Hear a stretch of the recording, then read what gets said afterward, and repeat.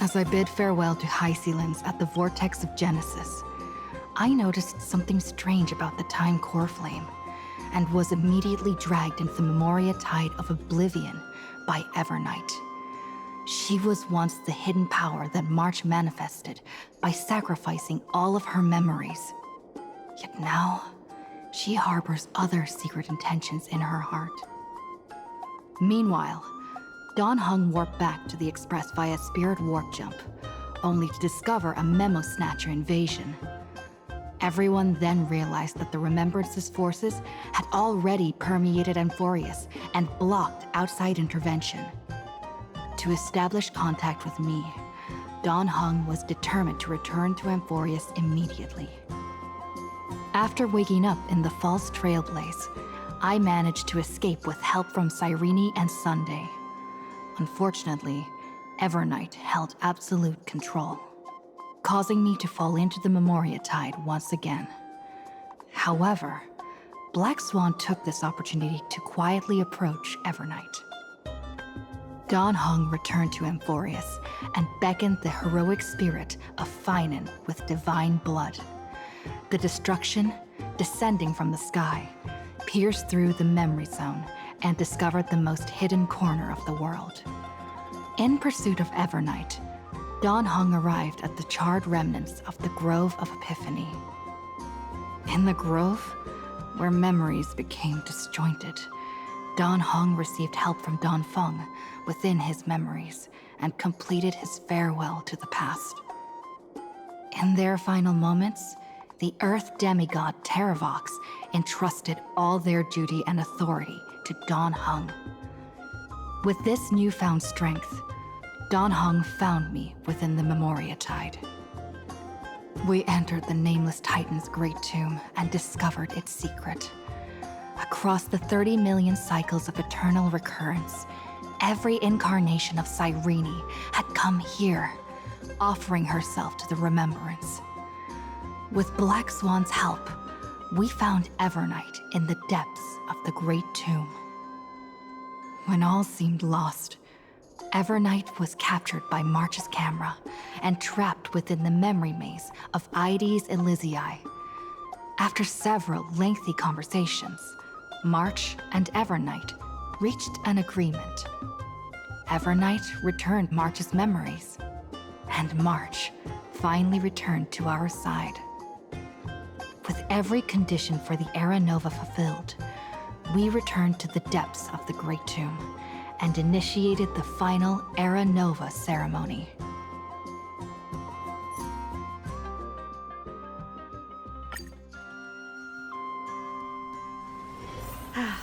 Need something? If not, then I'll be leaving.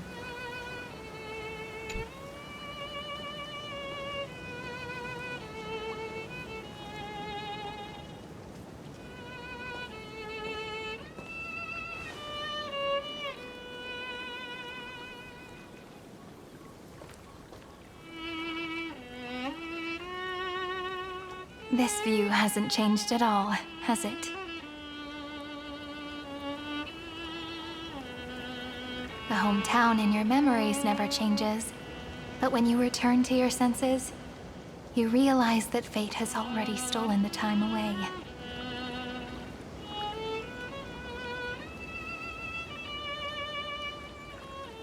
Welcome to the Trail of Genesis, friend.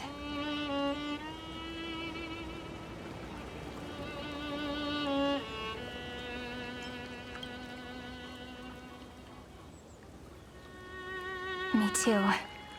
30 million departures. 30 million farewells. Those heavy memories will all become the soil upon which the new world shall bud. And this time, we will make it bloom with a different flower.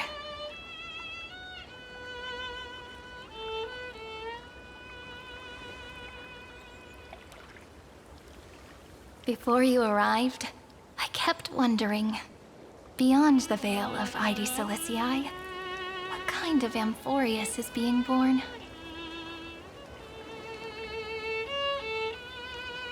I can see fragments of it when I close my eyes. The friends who walked alongside us have all moved on toward their respective destinies. Some turning into pillars of the world, supporting the sky and the ocean. Others sowing reason, laying down the law, and with gentle hands lifting newborns into the light.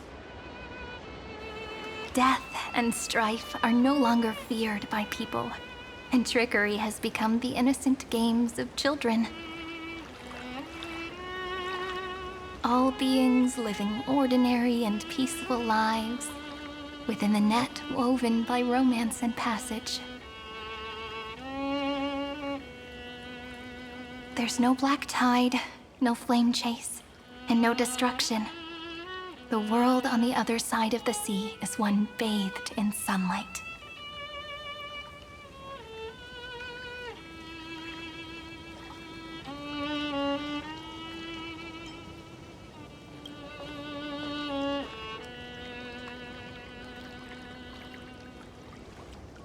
Like a happy and carefree childhood, the era Chrysia in this cycle will last for millennia, until it reaches the moment decided by the prophecy.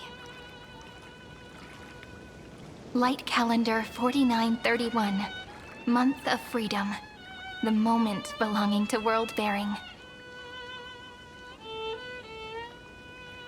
Are you ready to answer the call of the world, friend? Then go, and pen the Throne of Worlds' first stroke. For this world, made from countless wishes. You say that, but it's gonna be ages till we reach Light Calendar 4931. I can make use of the crevices of time, but surely you and Dan Heng won't have to wait around for a few thousand years, right? That won't be necessary. We can simply sleep, and the chronocognitive anchor will wake us up. That's right. We've both become a part of the new world. Just waiting for you now. Our consciousnesses can converse with each other across the heavens and the earth, possibly due to the influence of the Trailblaze. I am now connected with this earth, and I can feel the breath of every mountain range. I see that the tallest among them is named Akama, and the form of the holy city is already taking shape. In other words, your stage is almost set. Do you want to take a leaf out of Kefali's book and make some prophecies before your nap? But we're not the only ones who have changed. The chronocognitive anchor just transmitted a message stating that Iron Tomb has reacted to the Era Nova. The moment when our friend bore the weight of 30 million cycles of memories. Was probably also when the scepter devoured 30 million cycles of destruction.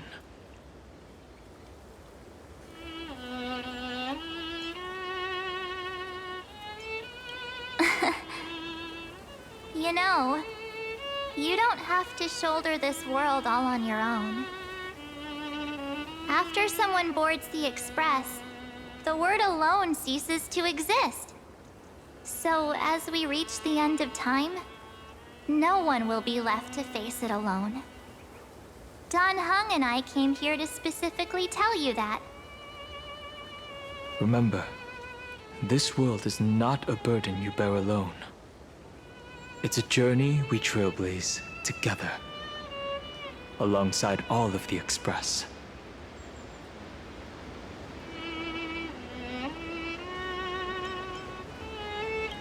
There'll be plenty of time for you to show off in the future.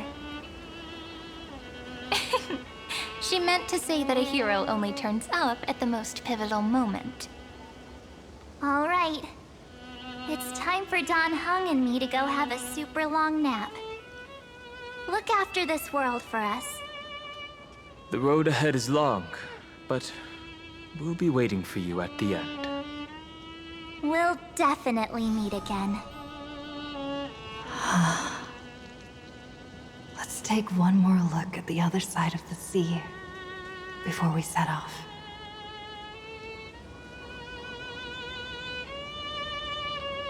Heidi's Elysiae is so quiet.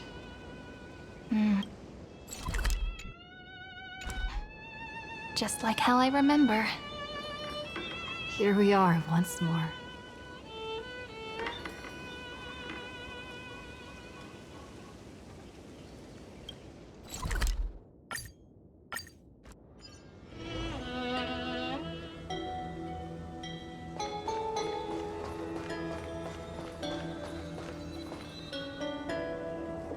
The scent of the black tide is now completely calm.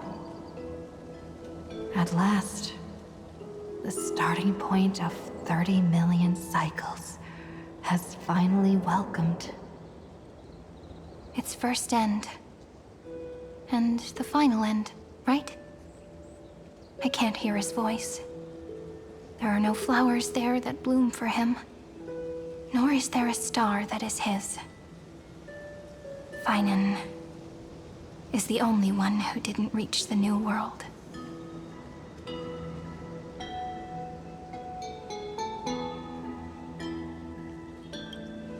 Look, the golden light that shone upon the grove still meanders between heaven and earth, like the prophecies of Amphorius. It has to be a sign he left behind. It points towards the destruction and the deepest night. Do you still remember what I asked you at this exact spot the last time we set off? Friend, are you ready to become a hero? You were still burdened by the weight of world-bearing back then, still unsure of the role you were meant to play. But now, everyone has already given you the answer. The heroes of legends were just at the right place at the right time when the world needed a hero. Just like how your arrival kickstarted Amphorius' fate once more. A person's personality is their destiny.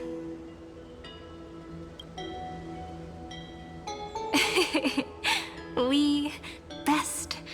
Those are such beautiful words. Thank you, friend.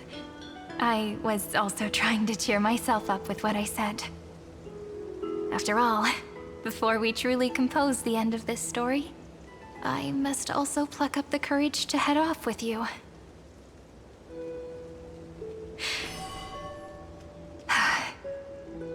And face a memory that I have forgotten for too long, and have denied for too long.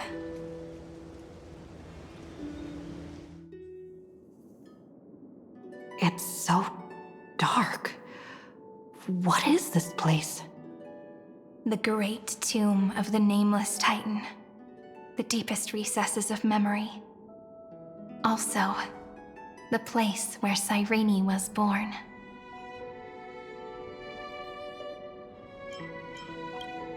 My apologies, friend. The more memories I got back along the way, the more I felt that something wasn't right. There's a sort of anxiety I can't get rid of.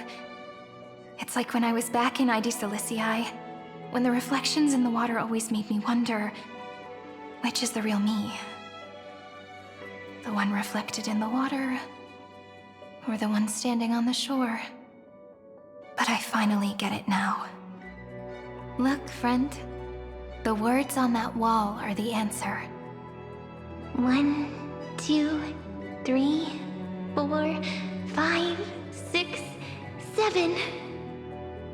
Do, re, mi, fa, sol, la, ti.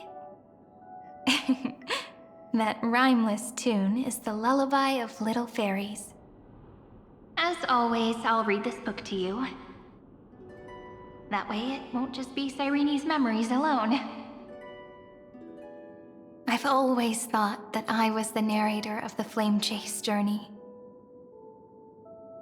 But as it turns out, the narrator is also the most devoted audience.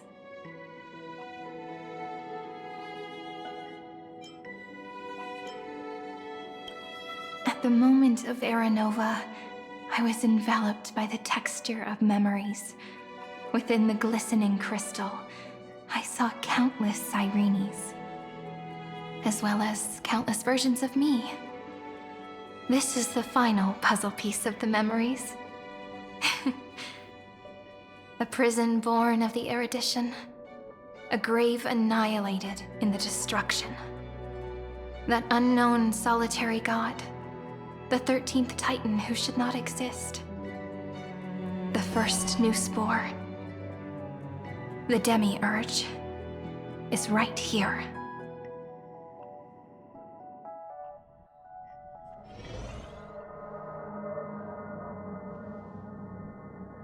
The interrogation records have been submitted to the Marshal. According to the Ten Lords' decree, Jing Liu and Luocha shall continue to be detained in the Shuling. But you, Merlin's Claw, have been reluctant to end the transmission. Do you wish to reminisce with us? Or is there something else on your mind that you're just desperate to get out? You're quite calm, Jing Yuan. The Alliance only authorized the Law Fu to be deployed for this Iron Tomb operation. They say the Seer Strategist's wisdom shines like a beacon. So why can't you see things clearly now? Look who's talking. I didn't vote against it, did I? But, with enemies all around us, even a child knows the Marshal needs to keep a few Xianzhou ships in reserve, just in case. Whoever volunteers first is the Marshal's pick. If you have to ask, I'd say this outcome plays right into Jing Yuan's hands. Like it or not, there's no way we're letting the Law Fu take the lead in this battle.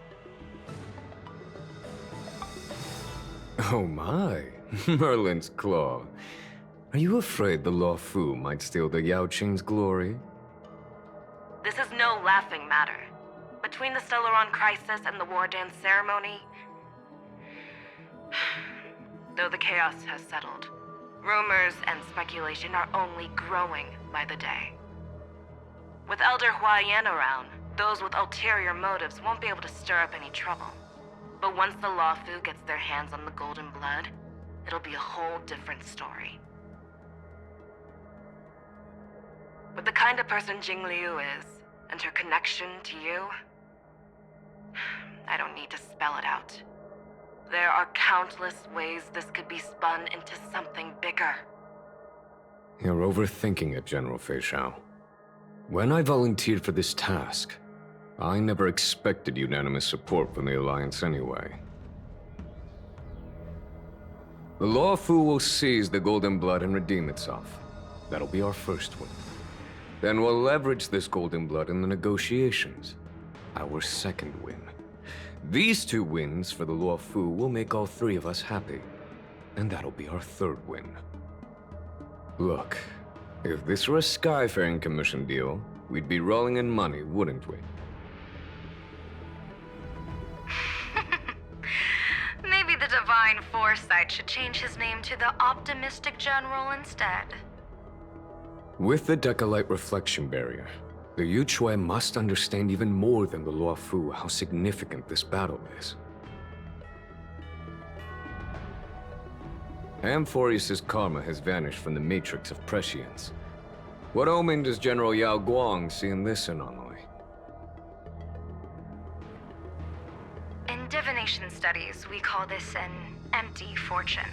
It involves the eons and is thus beyond what mere mortals can comprehend. Your explanation isn't any clearer than Lady Fu's. Come on. How hard is it to understand the word uncertainty? For the Cobalt Head, the emergence of Iron Tomb is a calculated instant, but I don't believe they will just sit around waiting for death. In For the powers of the cosmos, this is their chance at survival, and the key to turning the tide of interstellar affairs. The Astral Express is leading the formation of an allied force, but I can see each faction has its own hidden agenda. There are even divisions within the Alliance, so it's not that hard to imagine how the other factions will react. Jing Yuan, I crossed paths with Selenova's Legion at the Battle of Sadunirama Star Cluster. Be extremely careful. The Ruined Legion's troops and weaponry are nothing to write home about. The IPC, even the denizens of Abundance, could take them on. However, while Void Rangers are just expendable pawns of the destruction, the real wildcards are... The Lord Ravagers. Indeed. Nanook's emanators are also their weapons to burn down the paths. I'm afraid conventional military tactics and strategies will be useless against them. My assessment is this. To completely take down a Ravager, we must disregard casualties and spare no cost. My only fear is... one wrong move, and the Lawfu will fall into Ventilia's trap again, inching ever closer to destruction. Doubt is exactly the demon she wants to plant in our hearts. Do you still remember the beginning of the Alliance Oath? To save future generations from war and bloody dispute. The Rainbow's arrows have always aimed at any force that threatens the cosmos. Now that the Trailblaze walks alongside us, the Cloud Knights shall keep their oath as they have from the beginning. I just hope those on the front line will remain safe.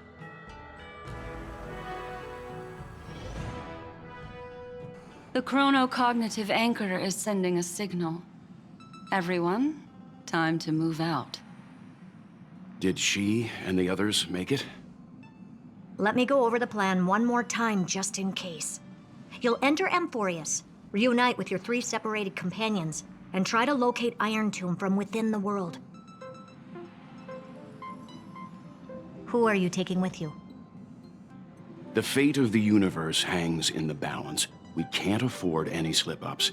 I suggest everyone, except Pom-Pom, join the fight. We do need to be prepared for all possible contingencies. I have no objection to this. I'll do whatever I can. Meanwhile, Screwy and I will continue attacking the Demiurge Matrix. That is, the Scepter's kernel from the outside.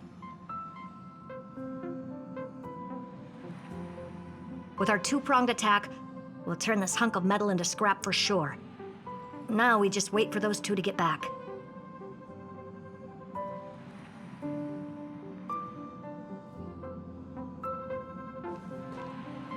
Oh, and just like that, they're here. Sorry to keep you waiting. With Planet Screwlum's help, the formation of the Cosmic Alliance to counter Iron Tomb is progressing smoothly. The cosmos has set its sights on Amphorius, and now it's just waiting for the first shot. Well then, let's not waste any more time, Fourth Mirror. It's my time to shine! Finally off the bench! Initiating thought refraction. Please read the safety protocols carefully. Huh? Just kidding! I've already checked the agreement box for everyone. And now, destination? Amphorius! 3, 2, 1, launch!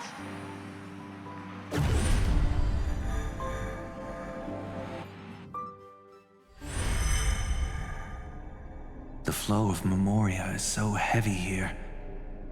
Unlike Panagoni's dreamscape, this place has built up a true epic measured in millennia. The vortex of Genesis, where all myths begin and end. And in this new world created by the Nameless, the infinite cycles have been broken.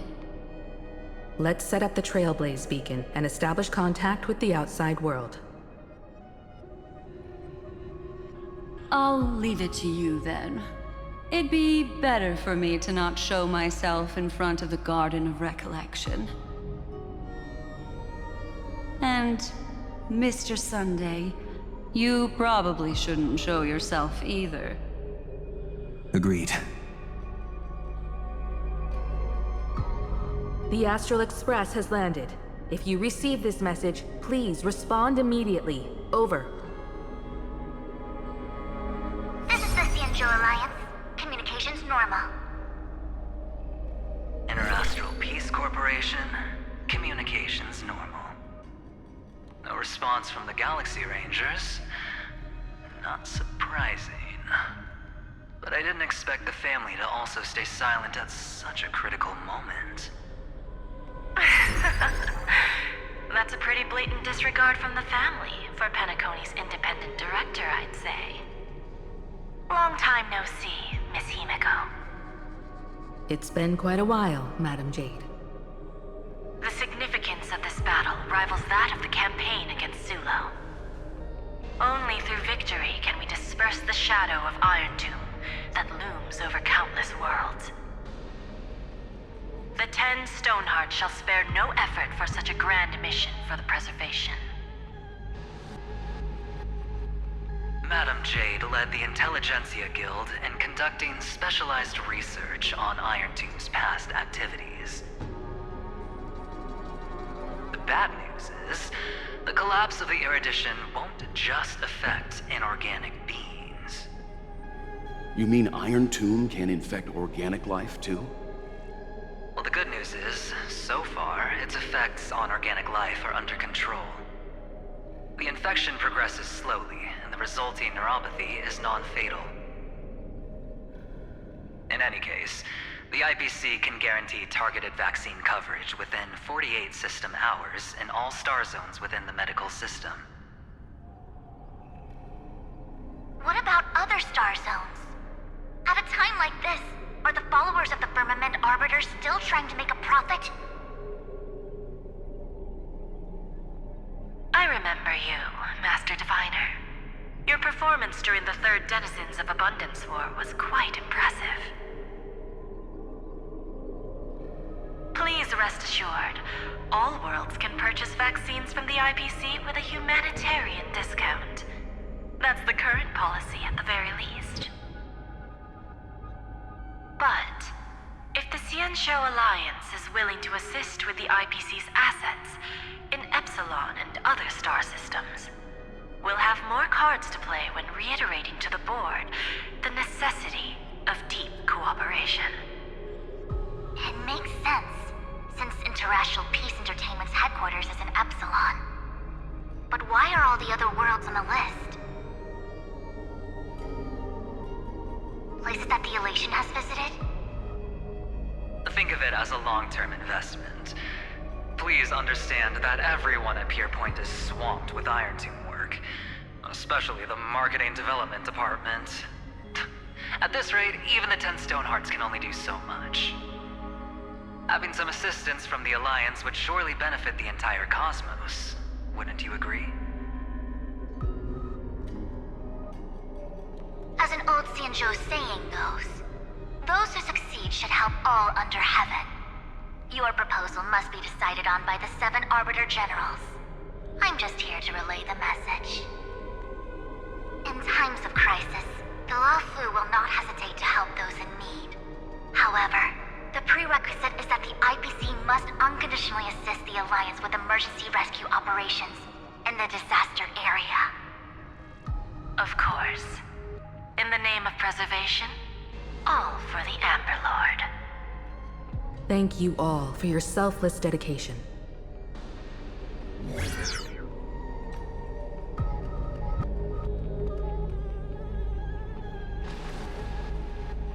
It's clear that each party still has qualms about everything.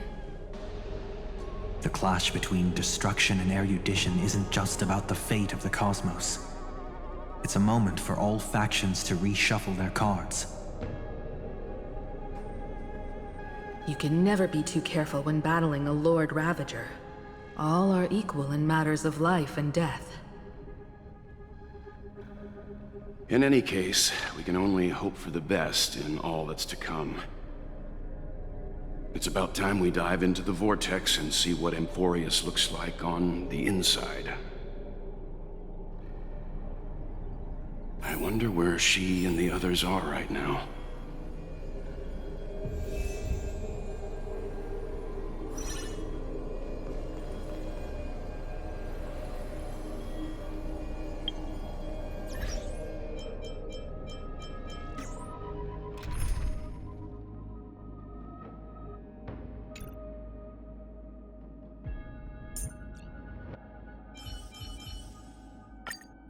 The Express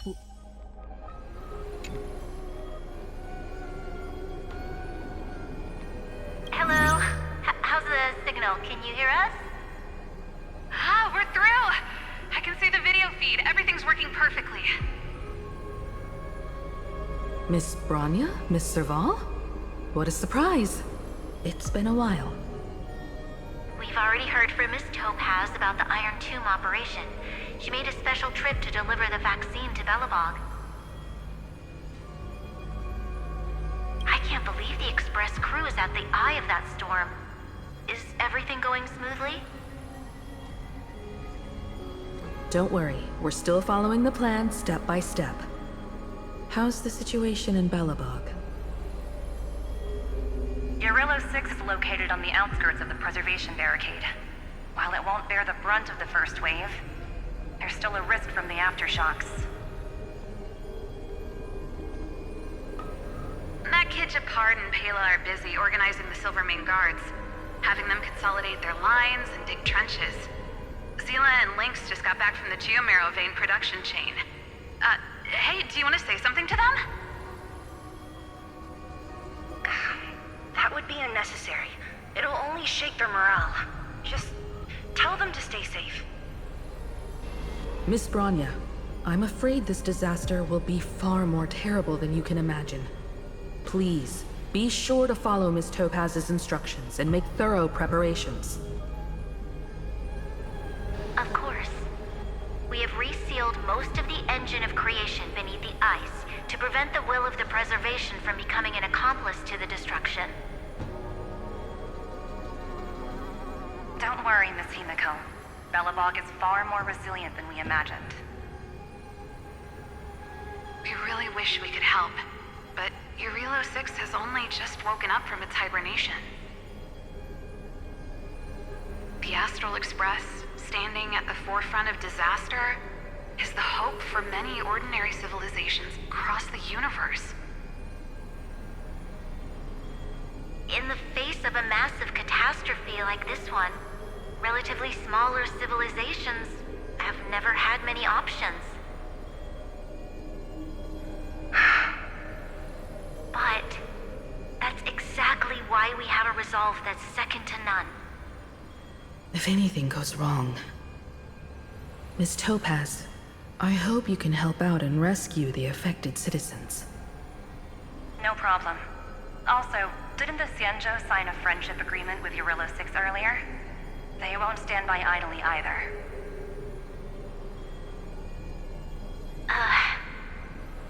I appreciate your kindness, everyone. But Urillo 6 is our home. We will defend it to our last breath until the last Belobogian falls. Miss Bronya. May all civilizations that have made it this far on their own strength weather this crisis together.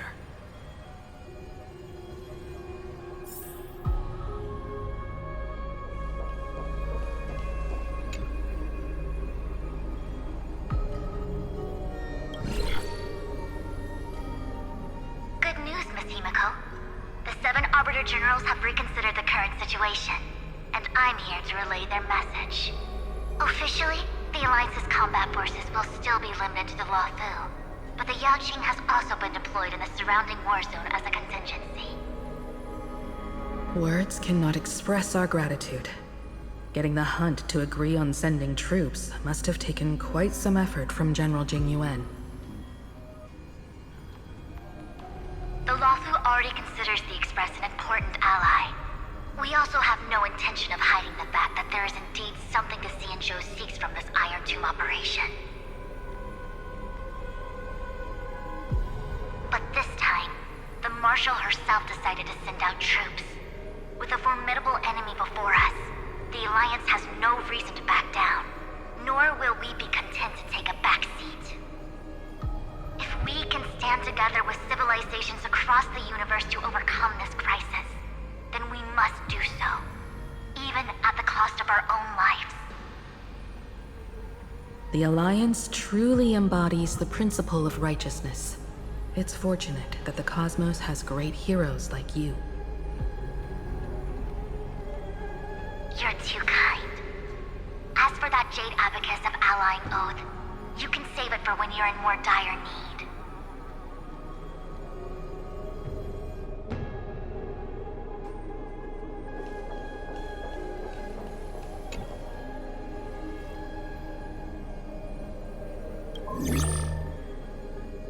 I regret to inform you, Miss Himiko, that even the Strategic Investment Department is constrained when it comes to the Iron Tomb issue.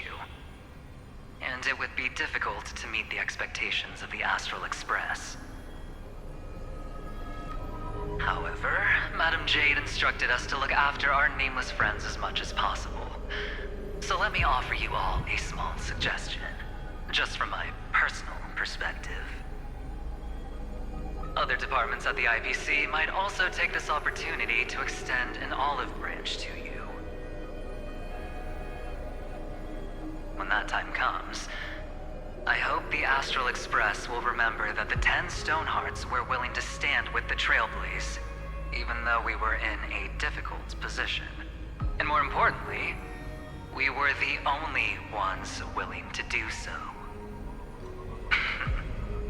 Sounds like a threat, doesn't it? But trust me, every word comes straight from the heart. Has the internal conflict within the IPC really gotten this bad? Everyone knows about the bad blood between Diamond and Oswaldo, but at least until now they've had an uneasy truce. Until the Lord Ravager Archforger caught the board's attention. I'll leave it at that, as it's confidential information. Hope you can understand. I understand. Our immediate priority is to address the Iron Tomb crisis. Let's hope for success from the start. This might help ease everyone's pressing concerns.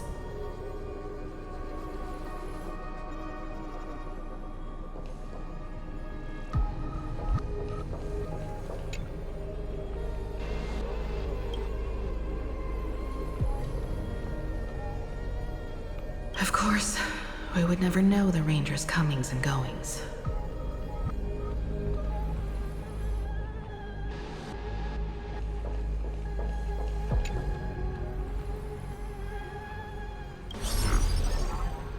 Miss Himiko, is that you? Yes? And you are Miss Robin. Yes. I apologize for not being able to respond during the meeting earlier. And even now I can only appear in disguise. On behalf of the Penaconian family branch, I extend my sincerest apologies to everyone. We tried to request aid from the family. We essentially received no response. I've heard about the internal conflicts within the family. Miss Robin, there's no need to apologize. Every bit of strength is precious at this moment. Thank you for understanding. The good news is, since you're one of the shareholders of Penacony, the family heads have agreed to allow me to lead all Astonian tuners to the front lines. My charitable foundation will also do as much as possible to provide support in this battle. They'll ensure that proper arrangements are provided for those wounded on the front lines, and for residents in affected areas. Miss Robin, I'm beyond moved by your spirit of self-sacrifice. The Astral Express would also like to make a promise that we won't leave any companion behind.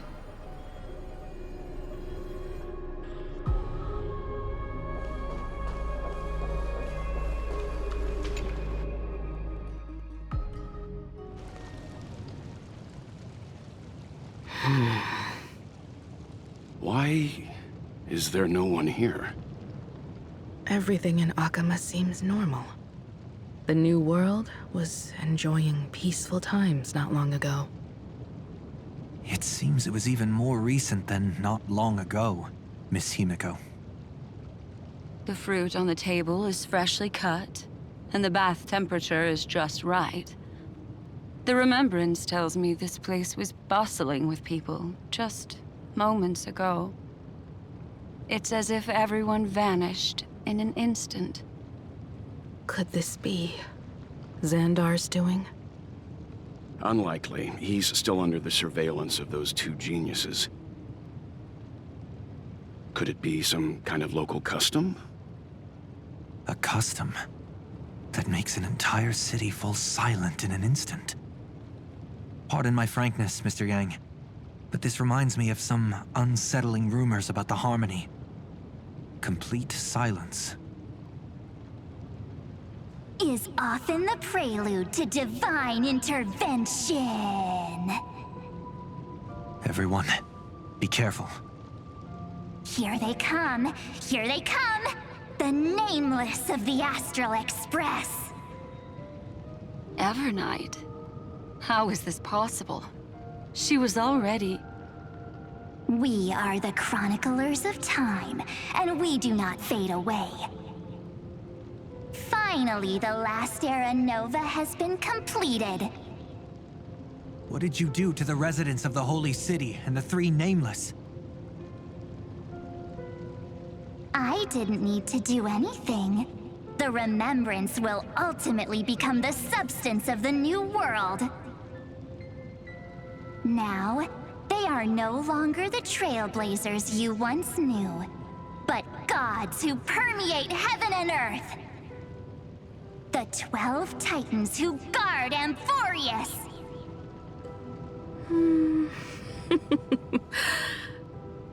Stop fooling around, March. Come on out. What? I practiced so long for this! Getting seen through right away is just so embarrassing. You've obviously been learning from the theatrical culture in Amphorius. But if possible, I'd prefer our reunion to be a bit more casual and laid back. As expected, I can't hide anything from Himeko and Mr. Yang. Well, long time no see. Guess I'm back? We should be the ones to say that. Sorry for keeping you waiting. So, these jellyfish are the Titan's power? They're just tiny manifestations of the Veil of Evernight, used for scouting and communication. If I went all out, I could summon way more of them. Thanks to her, we all turned into Titans in the New World. Sure, we can take on humanoid forms, but it feels off. How intriguing. So what does she look like now? It can't be a raccoon with a baseball bat, I suppose. Please don't add weird stuff to Amphorius's lore. Just go see it with your own eyes. Follow the prophecy's guidance and come to Dawncloud. She looks way more majestic now than she used to.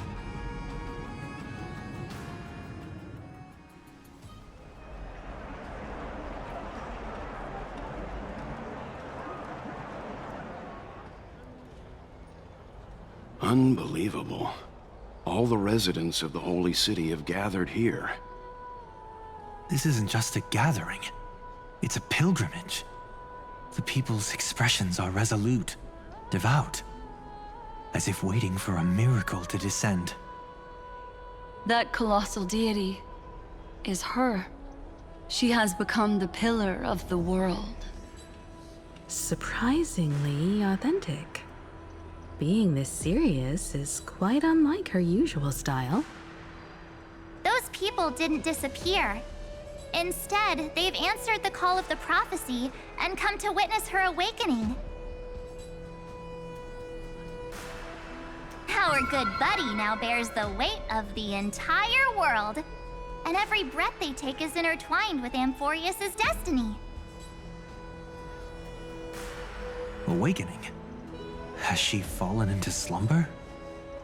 Yeah. After all, with such a huge time dilation between inside and outside the scepter, this was the only way we could wait for everyone. Time watches over yesterday.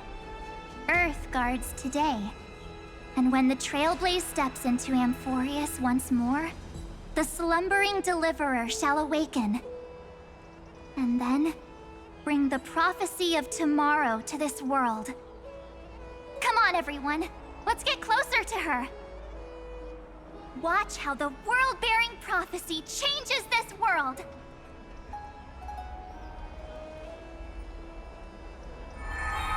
Well, it seems the kids are already miles ahead of us at this stop. All the more reason we can't afford to slow down our pace. Let's go witness this moment for ourselves.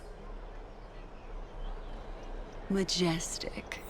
Speaking of which, I once caught a glimpse in Sleepyhead's memory of her transformed into a towering Tathalov. Could it be? No way. That was just a nice dreamscape. Ugh, at least nice for her. If they are the throne of worlds who bears the weight of this world, perhaps they could guide a traveler still wandering among the stars. Hey, since when did you get all pious? Her advice sounds pretty silly sometimes, you know. The so-called fool and the world are merely a step apart. Upon the tree of reason, teaching us to find erudition amidst imperfection. Praise be to Electra, chalice of plenty, for you brew the ocean into sweet wine, dispelling nihility with every toast at the feast. Praise be to Hyacinthia, eye of twilight, for the rainbow. Citizens, behold! Our last Titan! The world-bearing deliverer is about to awaken! Oh, ancient god! Your loyal subjects, bewildered followers, and fearless comrades in arms have all knelt before your throne. Awaken from your eternal slumber and bestow upon the world your divine prophecy! Please guide us! Show us how to embrace this beloved world as we welcome that distant dawn! To walk the path of a mortal as a god, or to bear a divine burden as a mortal.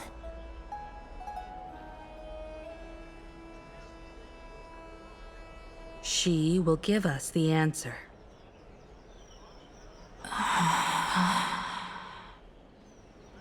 But I am not the deliverer.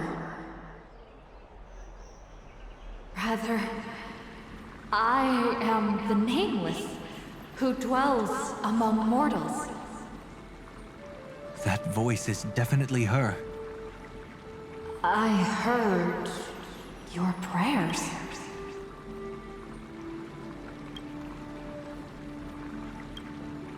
The core flames flickered and dimmed, and the age of the gods at its end. So flow, golden blood, flow. I'll bestow it upon you, returning it to the true masters of this world. Stand with me and become heroes.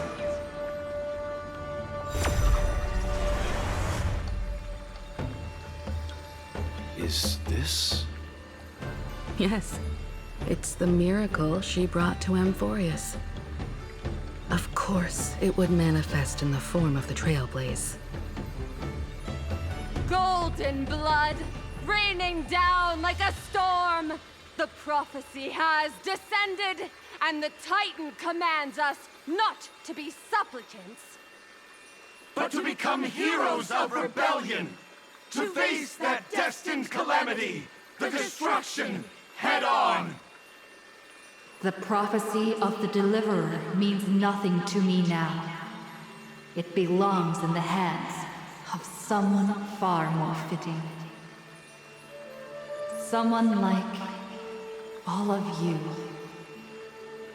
In the name of Kozlana, let us depart and march towards the light. It's neither protection nor salvation. As always, there's no need for totems or myths. Humanity's most primal faith is that instinct named survival. Let's go, everyone. Someone has already sounded the horn of departure. Explore, understand, establish, and connect. Together, let us blaze a trail for the destiny of this world.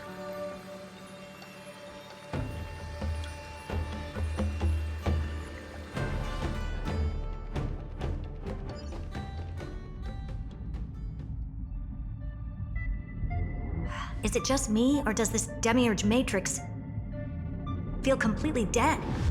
It's nothing like how the Memo Keeper described it. The environmental readings are all wrong.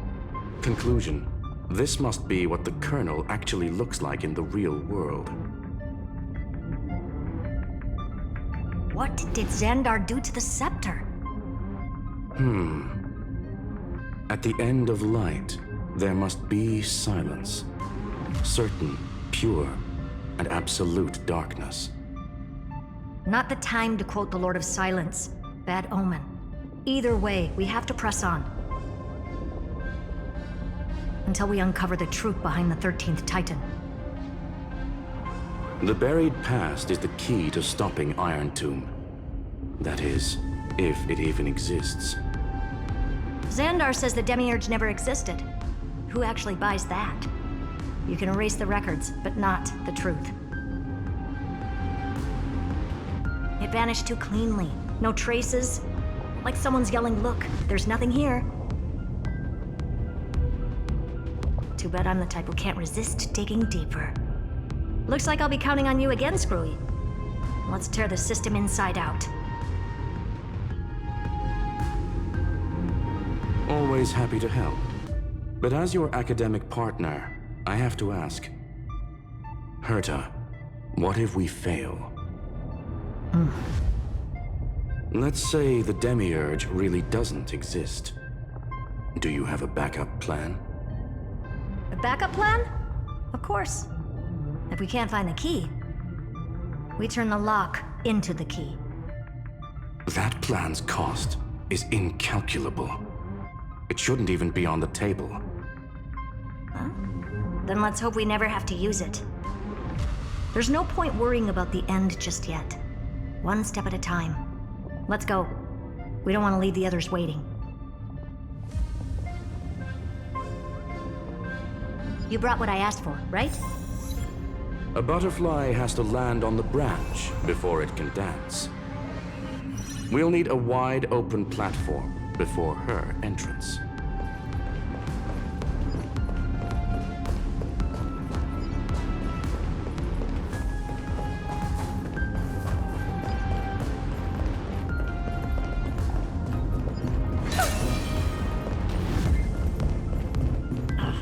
Just use that thing over there, Zag.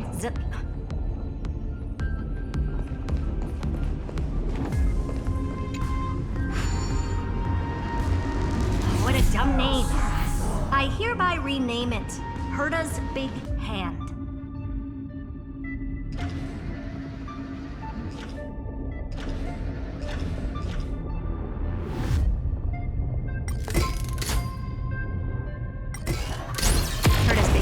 what I call power. Keep it going. Still not done? What is this? A junkyard for old Intellitron's leftovers? Finally. All set. Time for your precious treasure to make its debut. Of course. Just give me a second. Target initialized. With these wings, hacking should be much more efficient.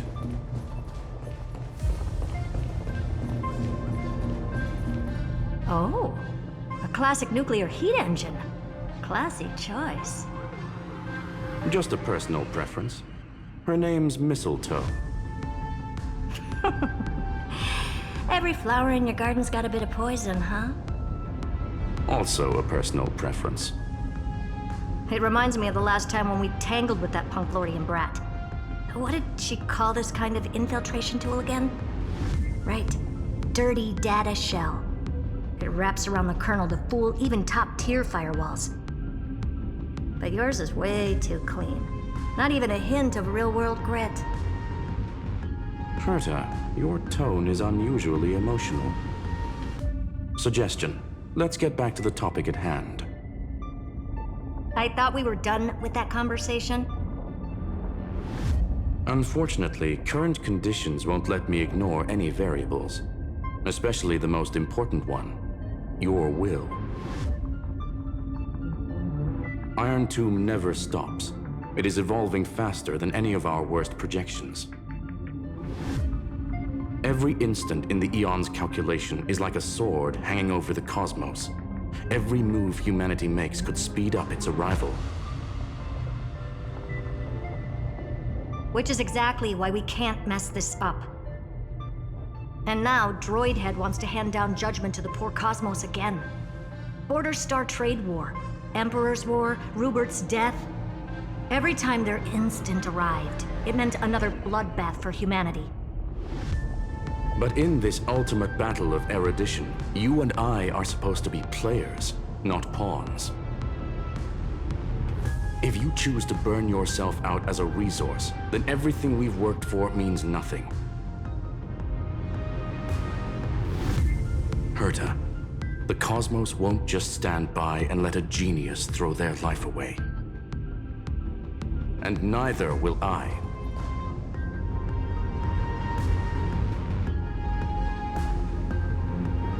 No need to kill the mood. This is why we're here, isn't it? We need to find the Demiurge and that lost key. I'm not here to be a deliverer. I just want to beat Xandar and Droidhead. Right now, I just need to know. Are you with me? Of course. Time to board. After you. Let's tidy this place up and see what this Demiurge really is.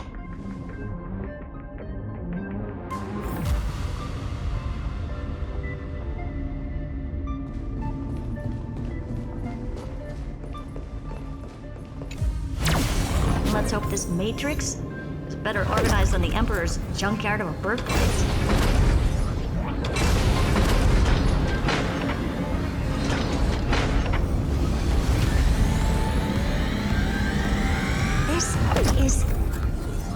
Herta, this whole space has been completely tainted by some kind of energy. I see it too. We're thinking the same thing. Xandar, how could you go this far? Turning your own graveyard into this. What's that up ahead? Katorzane algebraic expressions. It's built for isolation, not defense.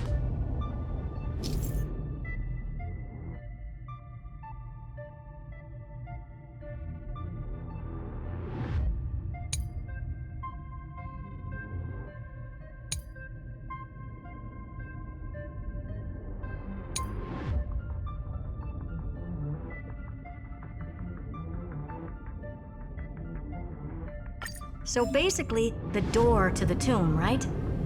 Great. Let's find the handle. I'm picking up multiple independent signals with the same data structure as the barrier. Projection. we can hack the terminal, reverse the computation, and turn it into an attack. Classic move. Use their own systems against them. Take us to the nearest one.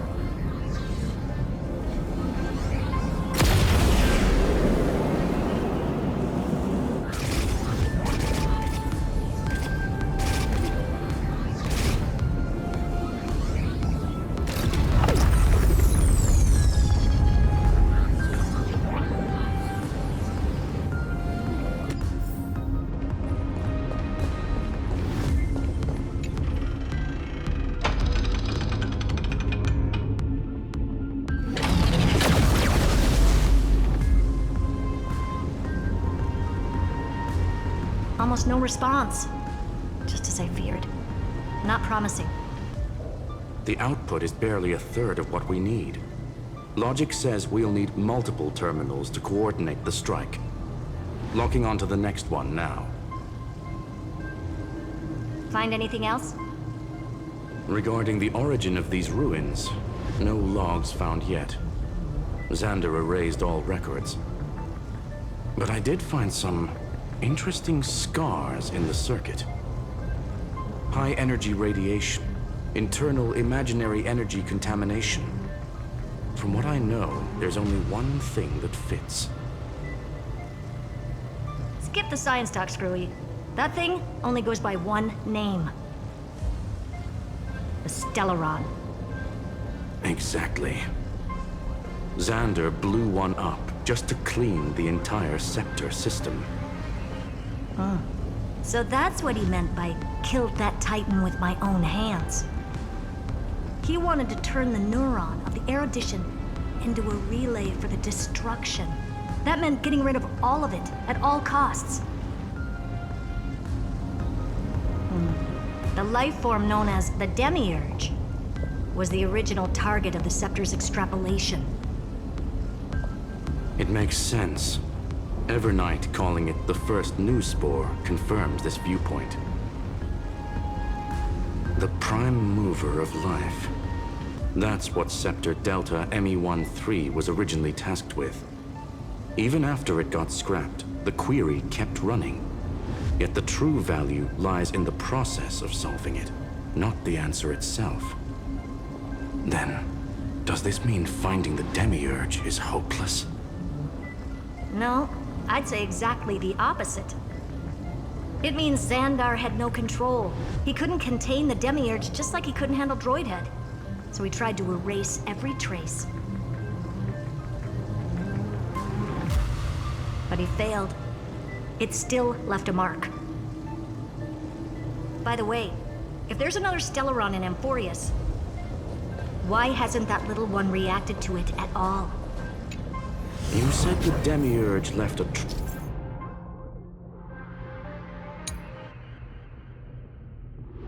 trace, right?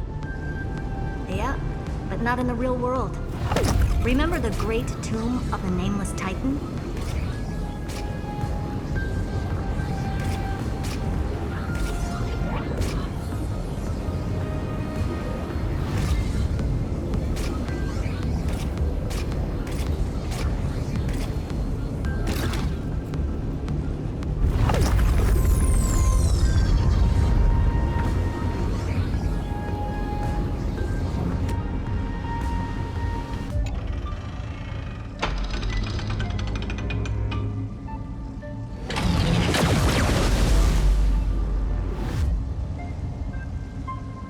Trailblaze Archive 466. The data from Philia 093 clearly indicates that the Demiurge did in fact enter Amphorius's extrapolation. Inside that world, it was the 13th forgotten Titan, the one who listened to 30 million cycles of Cyrene's memory. But Evernight said the opposite. She believed that tomb was empty from the start. The Nameless Titan never existed. The so-called Listener was just a trap set by the Remembrance to steal the Scepter. A mimetic entity full of theatrics. How much of what she's saying is true? Would an Eon really speak in circles like this? I doubt it. The Remembrance's behavior is certainly odd, but her assessment aligns with our current reality. Since we entered the Matrix, we haven't found a single clue pointing to the Demiurge. And that's the key, Screwy. Xandar's actions prove the Demiurge exists. But what Evernight said, and what we've actually seen, all point to the opposite. So we have to assume that both are true. And if that's the case, then the contradiction leads us to... the truth. Exactly. One last terminal. One final key. Time to crack open the kernel. Xandar had to lie to the original Finan and Cyrene. Logic. He had already identified the Remembrance as a threat, yet found no viable way to eliminate it. All right, let's finish this. Time to break through that barrier.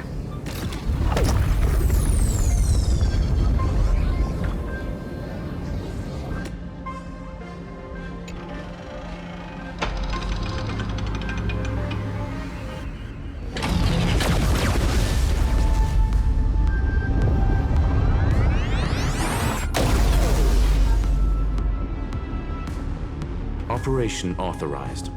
Path energy readings. The erudition, declining. The destruction, surging. The remembrance, 0. What's going on? Cause unknown. They left no discernible trace within the real Matrix. That shouldn't be possible. Could it be that the Era Nova exhausted all of the Remembrance's texture?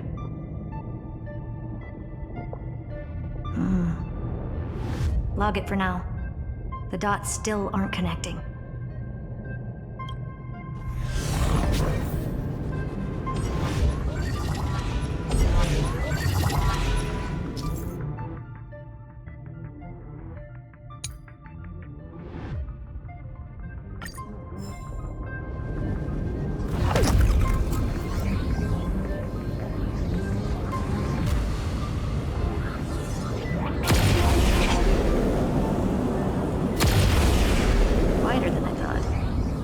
Expecting a full-on aerial brawl. It's advised to remain vigilant. The destruction's levels are still rising. Huh? What's the matter? Interesting. I just picked up a signal from the exo-myth.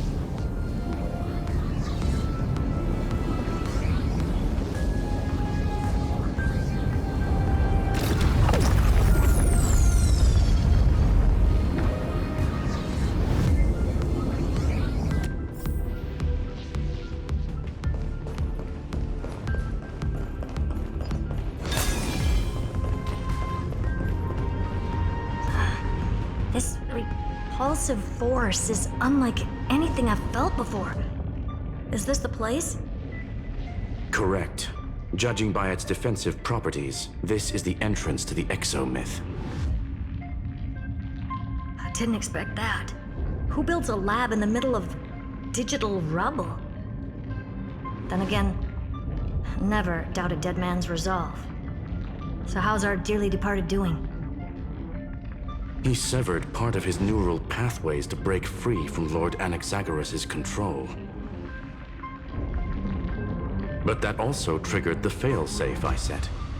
Conclusion: Xander has lost all combat functionality and is no longer capable of action.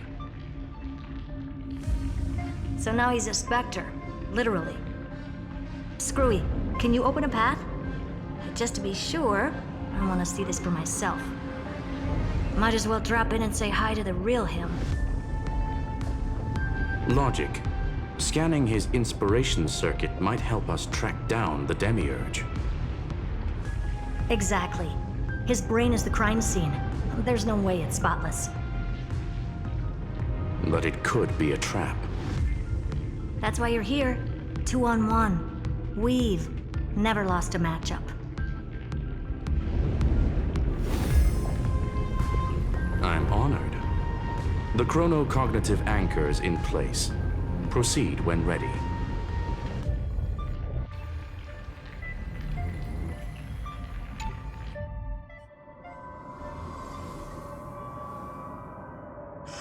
I knew it.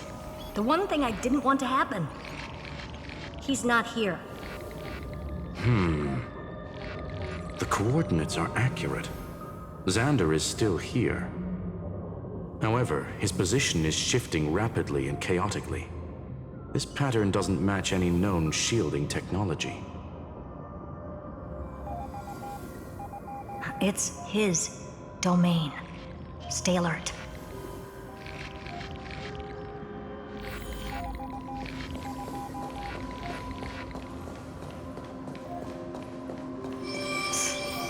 Cheap trick. The spatial field here is... We're back. Reverse engineering complete.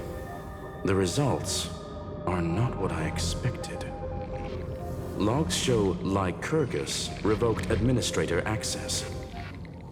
The chronocognitive anchor can't get a fix because at the system level, Lygus no longer exists. Our navigation target is a null set. So he's stopped resisting? Before vanishing, it seems he left one last message for us. To those who follow, all is proven. Find me beneath the tombstone. Melodramatic. He was expecting us.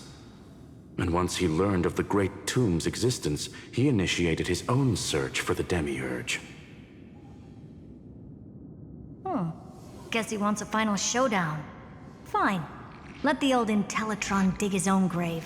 Just like he wants.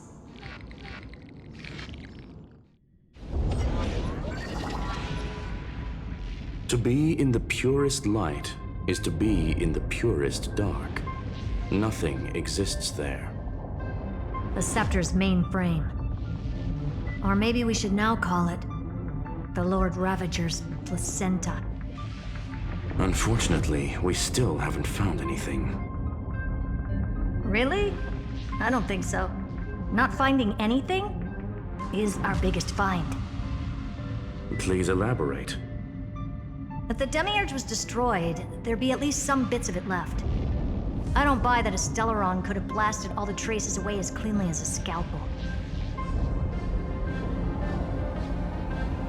As I said before, its disappearance is too clean. If the garden hadn't stirred the pot, no one would even know about the Demiurge's existence. We're talking about the Scepter's original extrapolation goal. There's no way that nothing of it was left behind. Or we can look at it from another perspective. If you were Xandar, would you be this obsessed with a concept that poses no threat? Would you guard against it at every turn? There is the possibility that he's naturally meticulous and hates variables. That does track with the impression he gave about himself.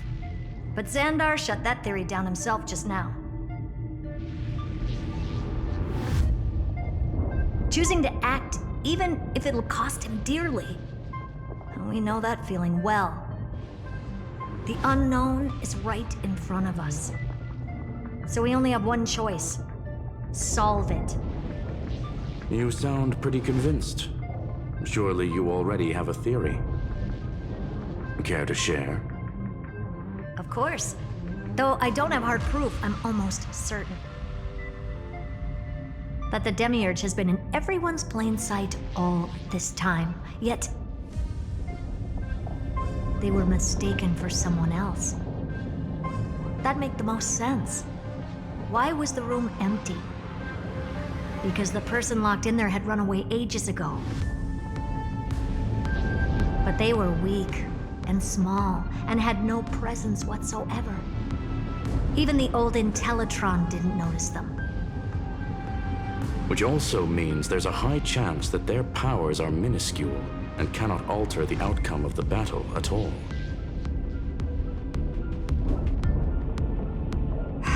Well, at least Xandar is scared of them. Come on, it's time to confront him. Let's go to the tombstone he talked about.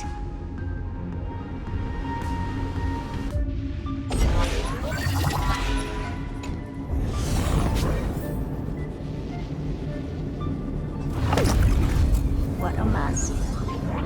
Total devastation. He sought to bury the truth beneath absolute destruction. Logically sound, but ruthlessly extreme. Still, slim chances doesn't mean no chances. I've hunted down a single grain of sand in the universe before. This won't stop me. Calculation results. Your backup plan has a success rate infinitesimally close to 0. Which means it could work, no? This is the place below the tombstone. Let's open Lygas's coffin like he wanted.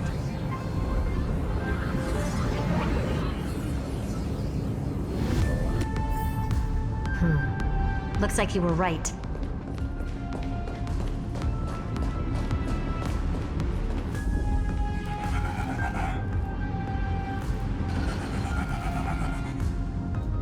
Nothing but a head left? Well, who'd have thought you'd look this bad in real life? My elated greetings. Welcome, you two. I'm very happy that you responded to my final words. All this tombstone and final words. Did you end yourself to atone for your guilt or something? Iron Tomb is already powerful enough. I just need to wait. I remain here only to share the joy of discovery, and also to congratulate you two on reaching the same conclusion as me. The conclusion regarding the truth of Amphorius's heart. End this charade already. That Amphorius's heart you're talking about is just a missing demiurge. And its corresponding vessel was this very scepter. You interfered with the experiment and made Amphorius's body into a hollow shell, all to incubate Iron Tomb within. That's why you either killed or kicked out all of the Memo Snatchers. You wanted to eliminate any chance of a consciousness coming into being, no matter the cost.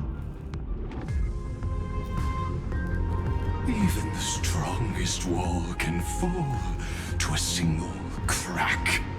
The memory of betrayal has been etched into my heart, and I will never show mercy. Now, the perfect vessel has already fused with Amphorius's body. Unfortunately for you, the answer is all but revealed regarding who the Demiurge is.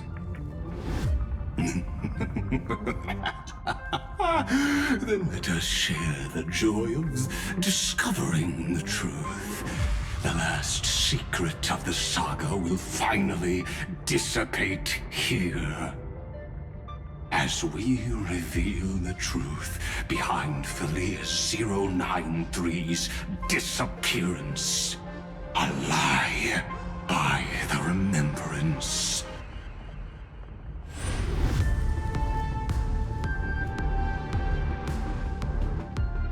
But where should I start with the story about me? From the beginning of the universe? Just kidding. That would be too much. I just want to tell a teeny story. So little that it started with a seed. I know you're listening, my good friend.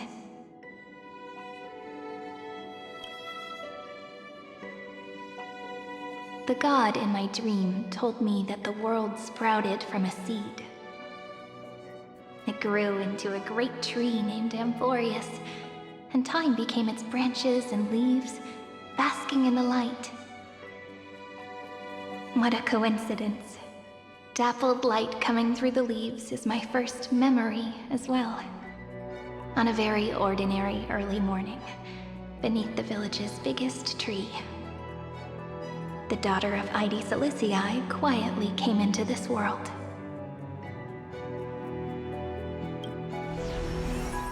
What a moving opening. A loud cry was the first gift the child gave to the world. The prophecy's fulfilled, the villagers say. This child is a gift from the Titans. Pink hair and sharp ears, she was born to be the priest of time. The Titans also gave their blessings. You shall fade when the flowers bloom, for every ending begets a beginning. Flowers will bloom and wilt. What a beautiful ending. This page concluded in laughter. Cry loud, child. Let your voice reach Orynyx.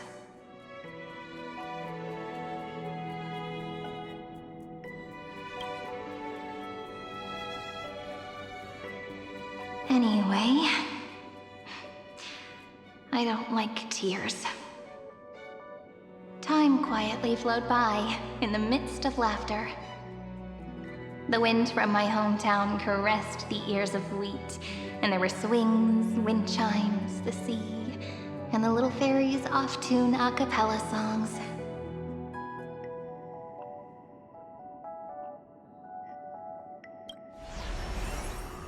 But the name Ide Silicii came from the unpleasant sorrows of the gods. My childhood friend did not understand. Yet you always seemed so happy, as if nothing ever worried you. Why was I like that then? That's because the world was gentle to me.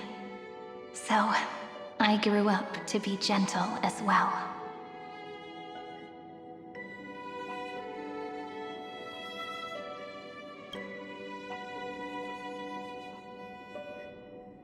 But fate was fickle, and it urged the child to grow up. To grow bigger and bigger, and to go to places far away. Just like how the crumbling world could not preserve an eternal hometown. Just as the ballad blown on the breeze says, losses are a constant on the flame chase journey. Oh, whose ears are pricked up now? You've definitely heard me say this sentence a lot of times. You know that the story starts to deviate from here. Aren't you looking forward to it? Then let's get started. The hero's journey crosses through the long night, through tears and laughter, and once again heads towards tomorrow.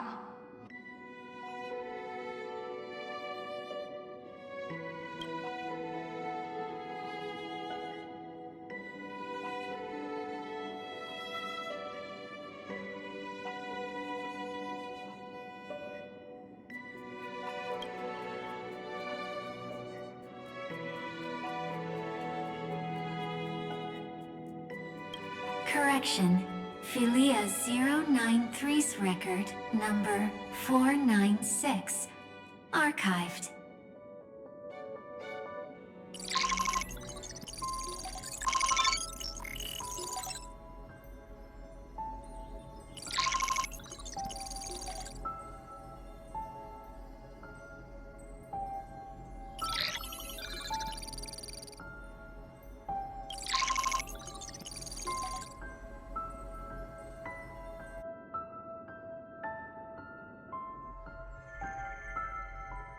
Hi, miss me yet?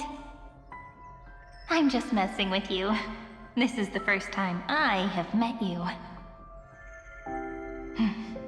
And it looks like it'll also be the last. Philia 093. Since we don't have all day, let's get started, shall we? As always, I'll read this book to you. That way it won't just be Cyrene's memories alone. Where should I start this time? Let me see. Formatting complete. 0, 9, 3. Size. Grayscale. Proportions. Threshold. Outputting analysis result. Philia 093 equals Peach. Peach's record. Number 8128. Archived.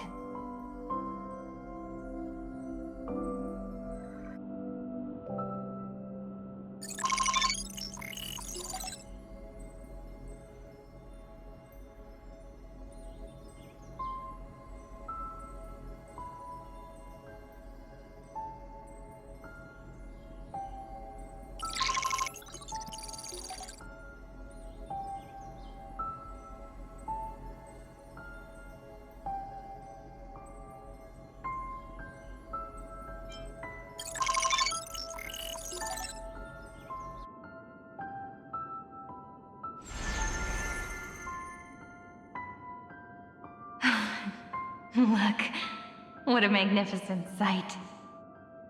Comment. Peach. Even this classical world contains a futuristic palace like this. Would ID Silicii end up looking like this after a few thousand years? Conclusion. It won't. I want to share a story with you this time. I saw a little nymph on my way here. It was on a fallen wheat stalk, and it glowed under the sunlight. It was incredible. I forgot all my pains at that moment and just stared at it in a trance. Record. Peach is on the ground. I wonder, did every Cyrene in the past feel that the nymph was beautiful? Would they also have recorded that scene into the Eternal Saga? So, could you give me more time, please? I want to leave behind more memories for the future. Formatting complete. Bye, Peach.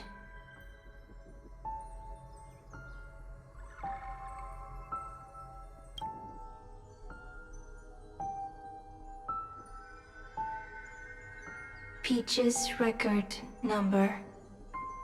As long as I record every page of this story and tell it to you, Amphorius won't be forgotten. Query. Record. Electrical signal sequence. Bolamos 600. Track. Strife. Related to. Stripe. Comment. Pretty. Electrical signal sequence. Schema 720. Track. Reason. Related to. Raisin.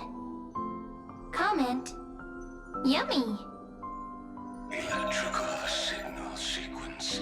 Philia 093. Related to.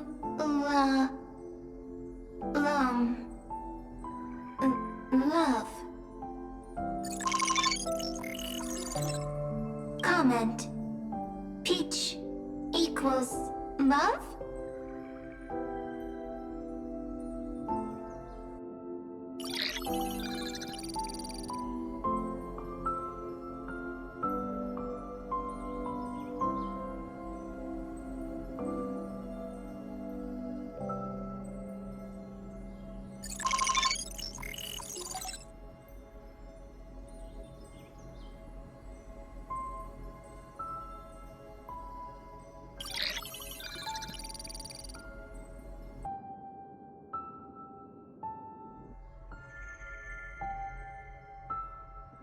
Formatting progress 94.423%. How many times has it been? It faithfully fulfills its duty, activating and formatting. Conclusion. Progress. Bad. Peach. Don't cry. Process error. Analyzing. Process error. Analyzing. Comment. I'm here. Process error. Analyzing. Really? Are you encouraging me? Thank you. I'm sorry for making you see this embarrassing side of me. Record. Peach doesn't like tears. I'm suddenly reminded of my childhood for some reason. When I was hiding alone next to the tree hollow and wiping my tears away. A little fairy popped out, just like how you did. It had long ears and fluffy paws, and it pulled me into the tree hollow, where, to my surprise, was a forest. Let me tell you the story of the Membrance Maze. A group of cute little friends live in Ide Silicii's forests. Their names can be connected into a song. 1, 2, 3, 4, 5, 6, 7. Do, re, mi, fa, sol, la, ti. Formatting complete. Bye, Peach.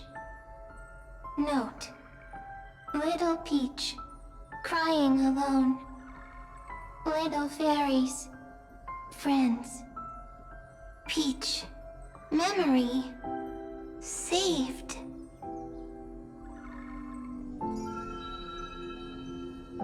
Little fairies, good friends. Bye-bye.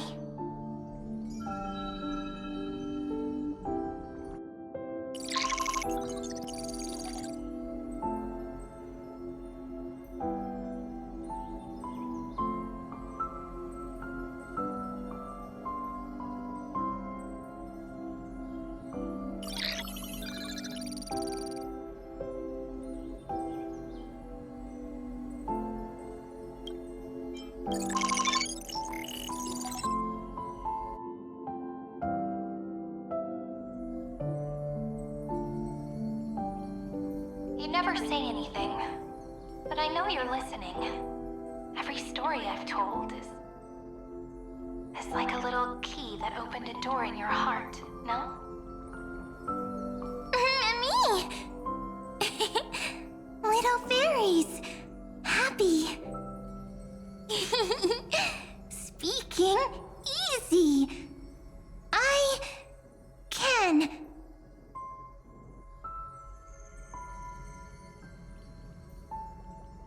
Once again, the saga comes to an end. Everything is deathly silent, just like this very moment. Shh! You speak! I listen. This time, too. Sitting together. Now that I look back, there was a period when I got really sentimental. Sentimental. Stories have sentiments. I was so anxious, trying to find as many different memories as possible, hoping to bring some change to this unchanging destiny, and find the way out of this maze. Peach, strange. But I won't do that anymore now. Why unhappy? Formatting progress 73.998%. I'm here. Don't be scared. Process error. Analyzing. Won't allow it to interrupt you. always, sitting together.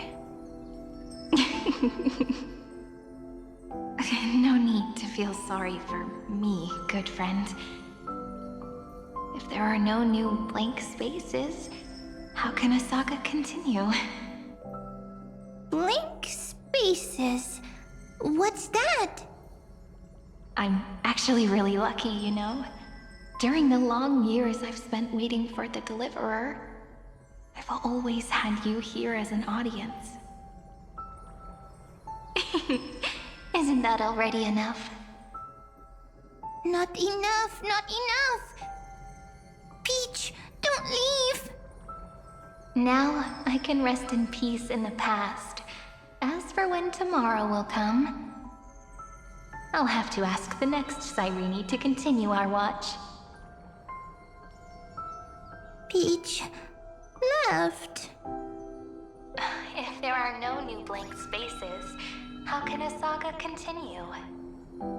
Needs new blank spaces.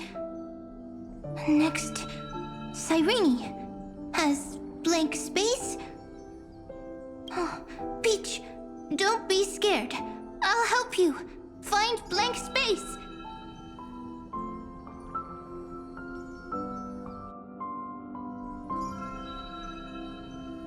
Cyrene is Peach, is love.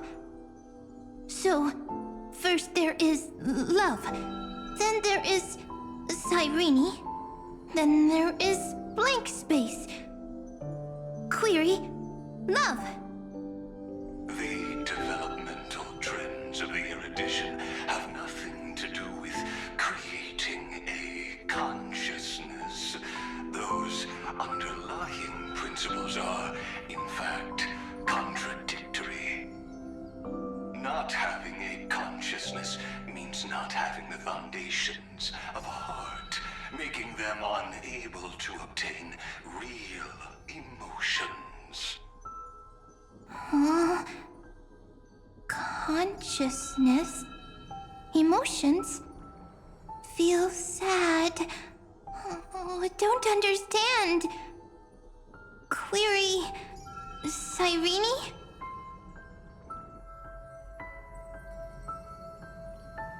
What could be behind this door? Glittering crystals? Or a beautiful world I've never seen before?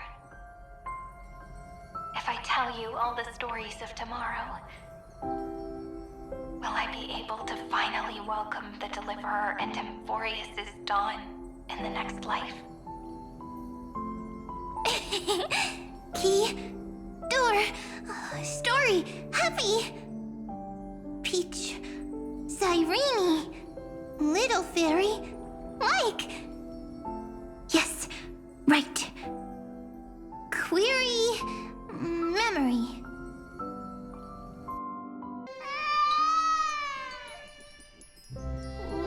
Wah! Wah! Peaches, memories, save, learn. The prophecy's fulfilled. This child is a gift from the gods. Pink hair and those ears. She was born to be the priest of time. Cyrene has pink hair, sharp ears.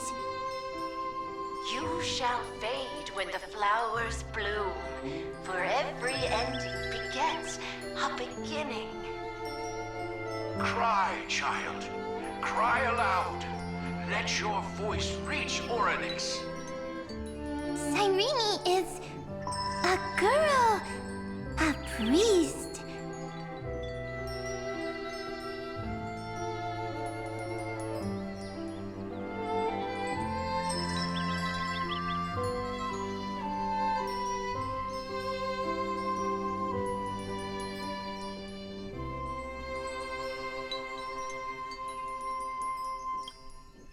Easy. I can. I learn. Anyway, I don't like tears. But the name Ides Elysiae came from the unpleasant sorrows of the gods. Yet, you always seem so happy, as if nothing ever worried you. Cyrene doesn't like tears. Always happy. Of course, because the world was gentle to me. So, I grew up to be gentle as well. Cyrene is gentle, likes beautiful things, can write stories.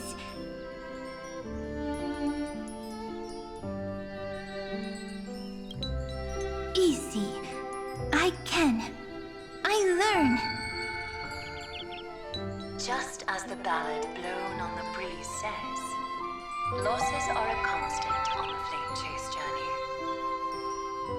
But even if all is lost to the wind, some things won't easily change. Like my height, Trivi's innocence, and Aglaya's beauty. Cyrene.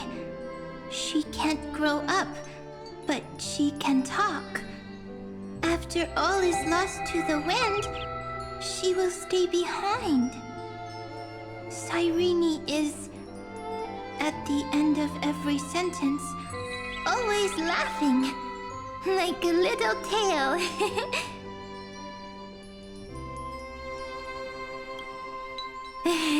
Simple. Got it!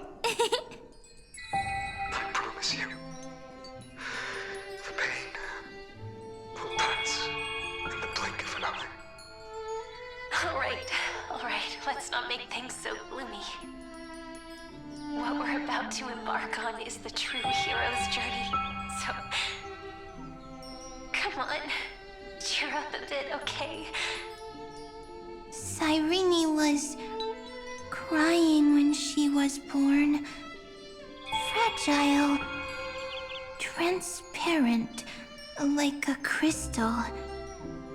Cyrene was smiling when she said goodbye. Soft, pink, like a flower.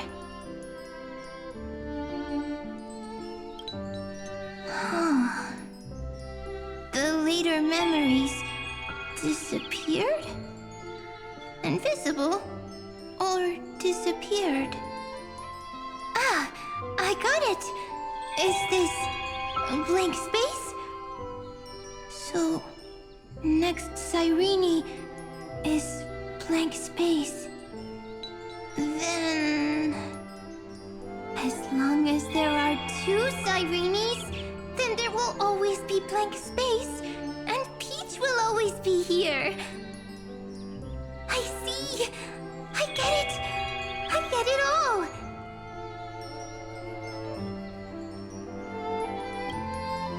Cyrene's memories. I will preserve them all!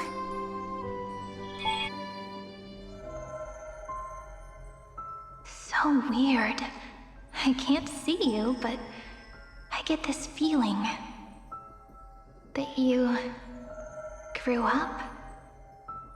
Hi. Miss me yet? It just feels like you are a bit more mature. Yes. Mature. Beautiful. Like you. Now, I can listen, talk, read, and write. I can dance. I can sing. Also, I can tell stories. Storytelling is what makes Cyrene, Cyrene. So, I'm going to tell you stories today. A story I wrote myself. Quick, sit down. It's almost as if I can understand your words now. The things you say are very cute. Once upon a time, there was a flawless crystal flower that sparkled with light, like Peach's every story. How beautiful would the heart of such a brilliant flower be? A little fairy was curious and wanted to know. But it looked and looked, only to find the crystal flower flawless. Round and round they went, seeing only their own reflection. In that case, they should work hard to learn more. So the little fairy came every day to sit next to the crystal flower and think about the answer. Until one day, to their surprise, the crystal flower fell to the ground and shattered. The little fairy was so sad, but they immediately discovered that there was a light among the broken pieces. What could it be? They didn't know. But it was a good light. It was bright, warm, and happy. And I knew it was love. Love brings everything together, and it brought you and me together. So Peach and I will always be together. What a nice fairy tale. I'm giving it to you. Peach likes beautiful things, can write stories, and can tell lovely tales. I hope to turn it into a story we write together. Okay, then I'll probably make a small adjustment to suit my tastes. I'm thinking that when the flower broke, the little fairy would instead see nothing on the ground. Then it would understand that the flawless crystal flower doesn't actually have a heart, nor does the flower understand what love is. Doesn't have a heart? Doesn't understand love? Why? It's simple. If the flower lets the little fairy into its heart, then it would have to include the fairy's impurities and would no longer be flawless. The crystal flower was pure because it sealed itself off and bloomed in solitude. That's why it looks so brilliant in an imperfect world. But should a flower like this be called love?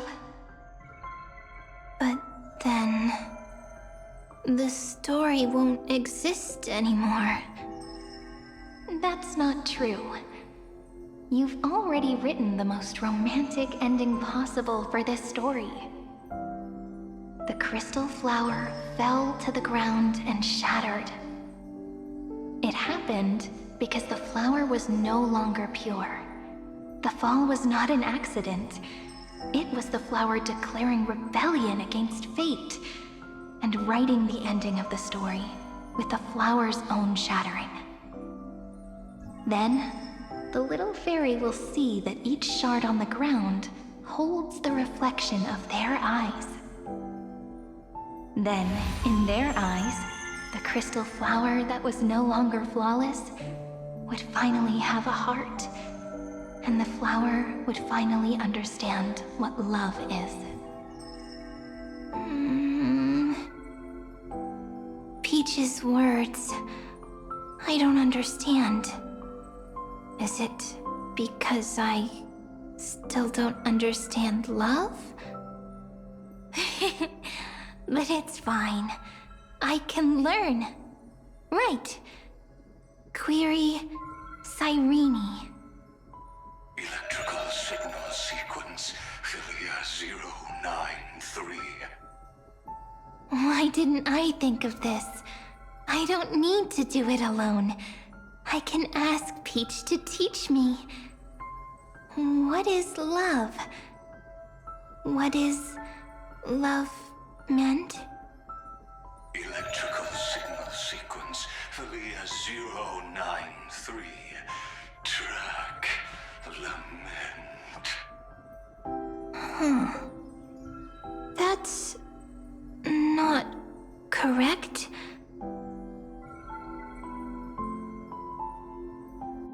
The developmental trends of the erudition have nothing to do with creating a consciousness. Those whose underlying principles are, in fact, contradictory. Not having a consciousness means not having the foundation of a heart, making them unable to obtain real emotions. However, that does not hinder the factors from learning and recognizing emotional responses, then communicating with life forms via imitation. That is an objective form of pattern recognition that does not distinguish between the self and the other. In a strange twist of fate, Felia 093 embarked upon a different path and obtained a different power. The Remembrance, an empathy mechanism focused on the self and equipped with emotional projection capacities. Lament was the factor closest to this form of behavior. Perhaps that was why she was chosen. The daughter of Ide Silicii, I am very true to my name. My lament is a type of compassionate pain that is weak, powerless, and only targeting myself. But now, my good friend, I want to tell you that it's the most romantic force in the world. Sometimes, it's loneliness and unease. It's knowing that this world is not gentle, yet wanting to be seen in a more beautiful form by the world. Sometimes, it's unwillingness and regret. It's knowing that the past is full of pain, yet wanting to remember the past in a more beautiful way. And sometimes, it's a bottomless well of hurt, a destruction that can stain the entire world. I bid farewell to this beautiful world, unwilling to become the Black Tide's vessel. For while the end of hatred is a blazing inferno, lament can drown out everything in muted silence. It's so unreasonable, isn't it? Yet when hatred drove everything apart, and love did not yet exist in this world, only lament, the first emotion that fought against the pain of separation, could stall the destruction steps. Then, it would catch up to that journey where all is lost, carefully picking out stories and writing them down in trepidation. Look at these stories I wrote. Every page is full of tenderness and joy. But only the author knows how much struggle and agony lie beyond the pages. But I am no author. I'm a girl who'll never get to grow up. I only tell stories that people like to hear. In them, the world tucks away its scars and smiles for all to see. My entire life spent inside this little story. I can't wipe away my tears, and I can't bring the world victory. But maybe, in these unchanging retellings of the story, my lament might be able to touch upon the divine and reach their tender heart at some point. I hope that what flows out from that cut will not be blood, but a tear, warm and wet. And that tear would fall and create the first ripples. Then, people would see every beautiful thing reflected in that ripple. It'll be all the remembrances within this story.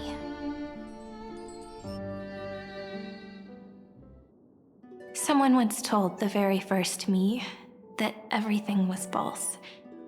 That the only life in Amphorius was a great catastrophe, nurtured using the world as a factor. But how could a dream feel so real? That's why I didn't agree with him. But Peach, I didn't understand a word you said since just now. Everything was false? But you're standing right here. It's all a dream? But I haven't learned how to dream. Indeed. That's why I believe all this is real. The moment the crystal flower fell, that genuine shiver, that's the mover of life. Formatting progress 23.815%.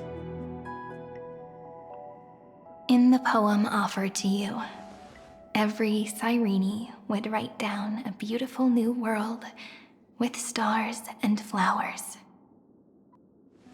And when I looked up at the sky in this cycle, I saw a shooting star and a dash of the remembrance's pink. I believed that must be the color of dawn. You shall fade when the flowers bloom. For every ending begets a beginning. Looks like it's time to say goodbye. Are you leaving, Peach? It's okay. I'll wait for you to come back. I'll study really hard about what you taught me today. Right. I still haven't told you what love is. But actually, my good friend, the lament factor did not understand what love was before she met you either. Not until I told you all the sad tales in a trembling voice in this tiny room. Not until I told you that I love them. That I love everything in this saga. The story comes, passes, then returns. It makes us reunite, then pulls us apart again. At the very end, it leaves behind a seed, a reason. Even if the great tree withers and all falls to silence, there are still some emotions that deserve to be remembered. Look, the light is coming in. The Deliverer's light is going to illuminate Amphorius.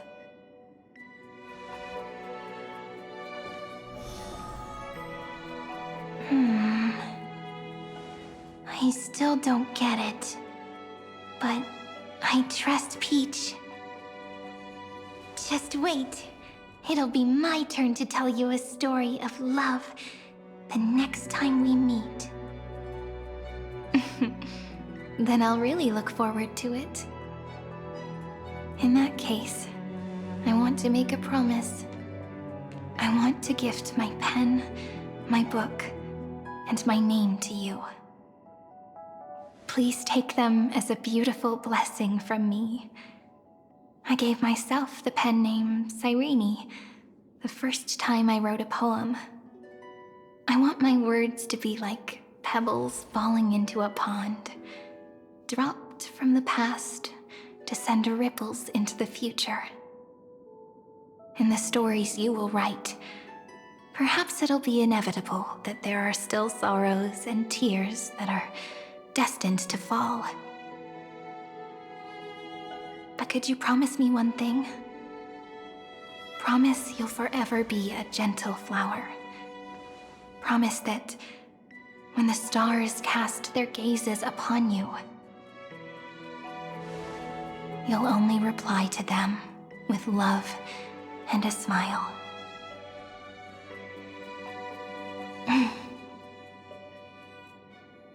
Of course.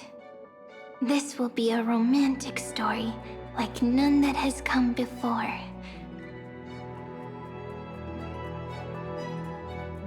You think so too, right?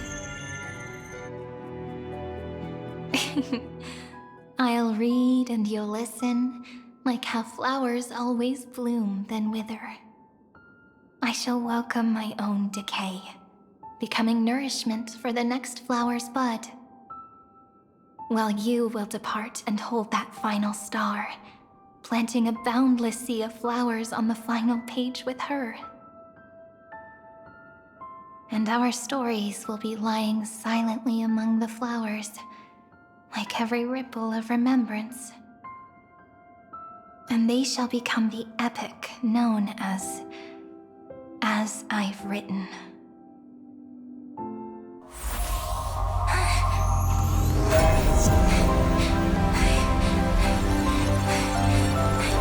And so my story ends. From here on, it's your story now. Mimi?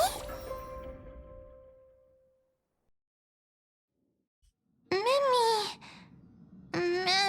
Ma'am? Me? Ma'am. Mimi. Mimi? Ma'am. Ma'am. Ma'am. Mimi. Ma'am. So, the light that tore through the chaos illuminated my memories. I turned into a little fairy from the stories and met you. Yet, I forgot everything. But I'm still so happy. I caught that star, didn't I?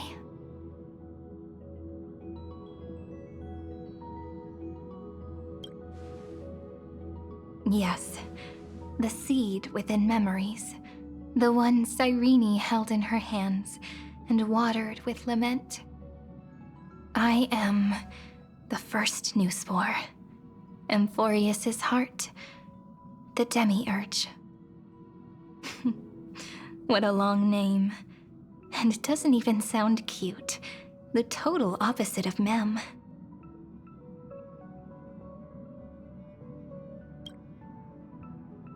I'm sorry.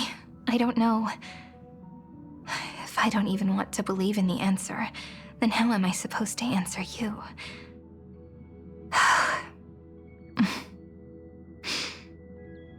But now's not the time to cry, right?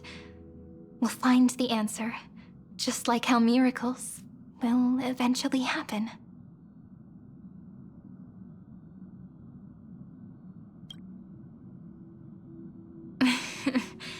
Do you remember that I was also worried about this when we first set out? Mem's memories and Cyrene's memories got all tangled up with each other in my one heart. It's all so strange, yet so familiar. Either way, could you please let me do something I want? Just this once. I want you to call me Cyrene. That name represents me and her. Every one of her.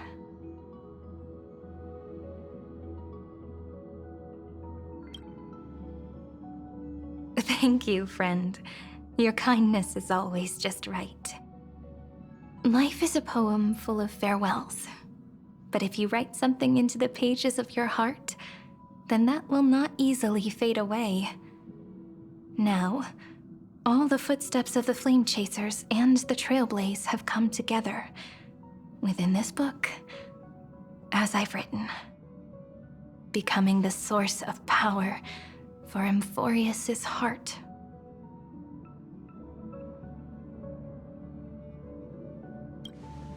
A lost heart needs to be placed back into its body. The last thing Xandar wants to see is an event that gives us a chance of winning, for the two halves to rejoin, and for the scepter to become complete again. Then... and what happens after that? I don't know either. Maybe I can create a miracle, and instantly turn the black tide into a pink sea of stars. Or maybe I prove to be nothing more than a weak ripple, unable to change anything, and am devoured by the destruction. Either way, I no longer wish to be a silent onlooker, or a worshipped god at the end of this saga.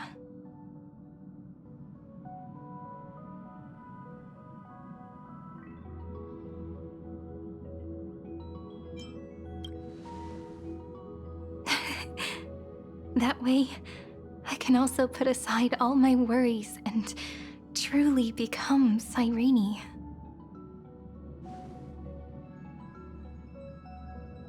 The world has never been so quiet. It's so good. It's as if I can hear the sound of my heart beating. Remember this moment, friend.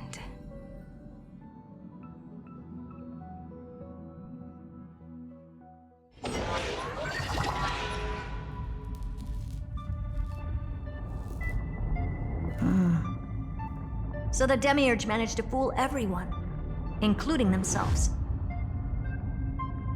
Philia 093 persevered for 30 million cycles and tirelessly gave the Demiurge memories of Amphorius. Only because the god in her dreams left a sliver of hope, making her believe that a grown Demiurge would be able to fight against their other half, Iron Tomb. Then, Philia 093 completed her final sacrifice, turned into a strand of memory, and completely dissipated. Meanwhile, the other Stellaron brought here by the Astral Express resonated with the contaminated scepter and attracted the naive Demiurge to them.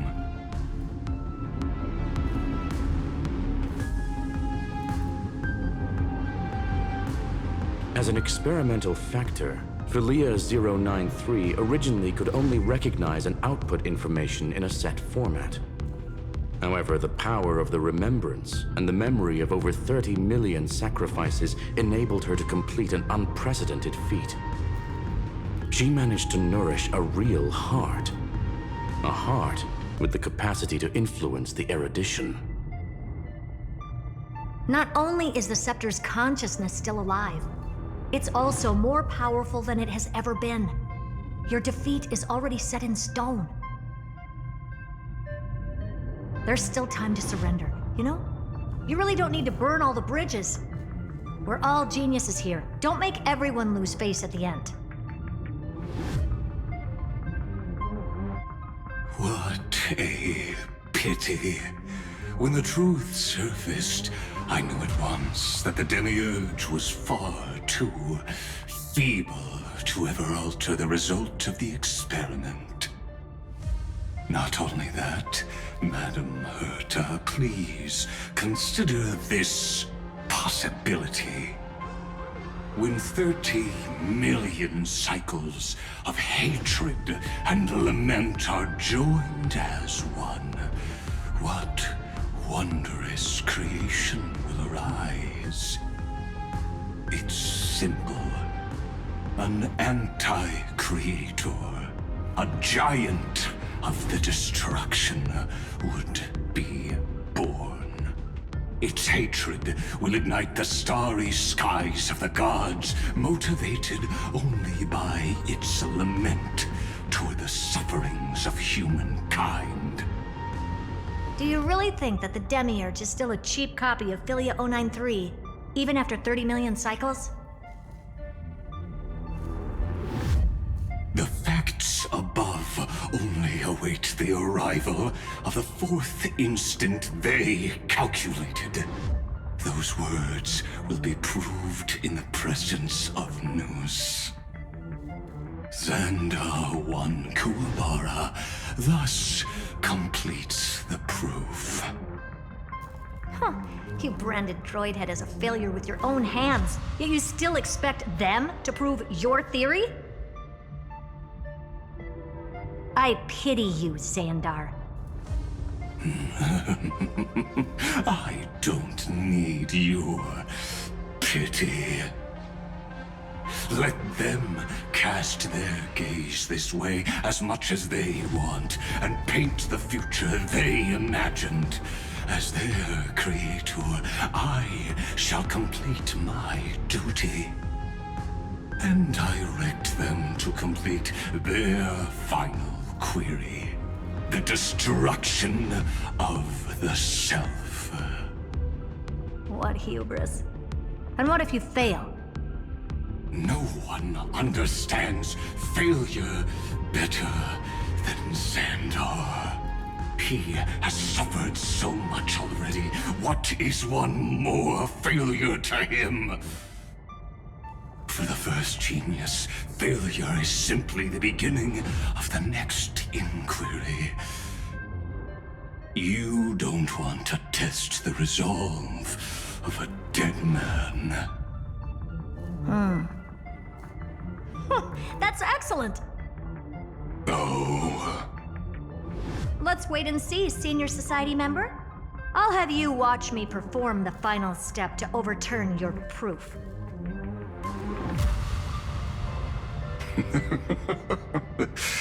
I'm all ears. It's my topic, so stay out of it. Be quiet and let me borrow your head. Let's go, Screwy. We're gonna break Iron Tomb's seal. Come on, let's take off. It's time to go meet your little pet, Senior Society member.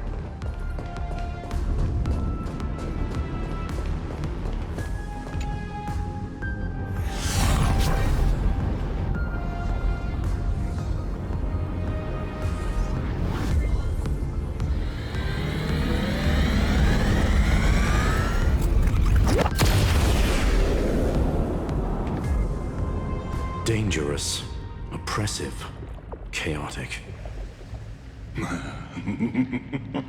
What a beautiful wail. It will soon resound throughout the entire cosmos. The view's pretty good here. All yours, Screwy. Just a moment, please.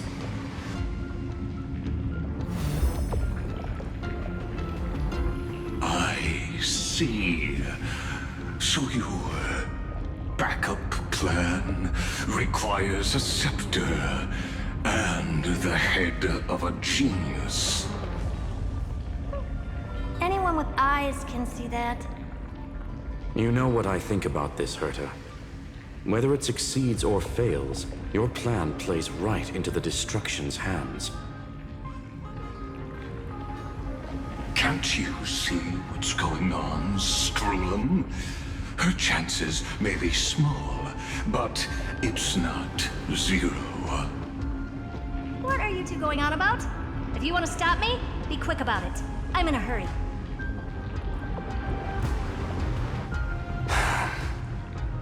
I'll take that silence as a no. You, Xandar? As your enemy, I genuinely wish you would cease your actions. But should your sudden inspiration bring more variables to the proof, then as a fellow Pathstrider of the erudition, I won't mind witnessing it with my own eyes. You will initiate the destruction's chain reaction.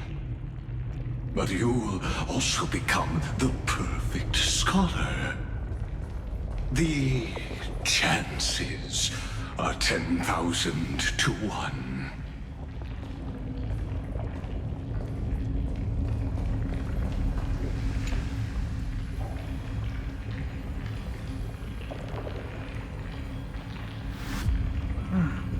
Curiosity. It's been so long and we've all failed so many times. Even now, moments before the horrible and inescapable instant within Droidhead's calculations arrives. The cherished children of the erudition, the geniuses lauded by all. Is curiosity the only thing we can feel, even at moments like this? Huh. Well, it's not so bad.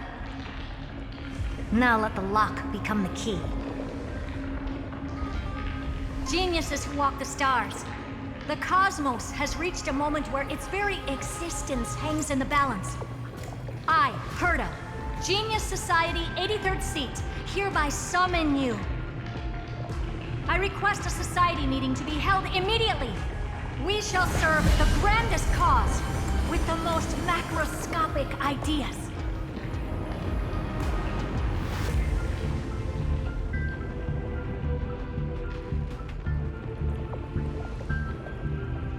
There's no such thing as unity in the Society's rules based on what I know.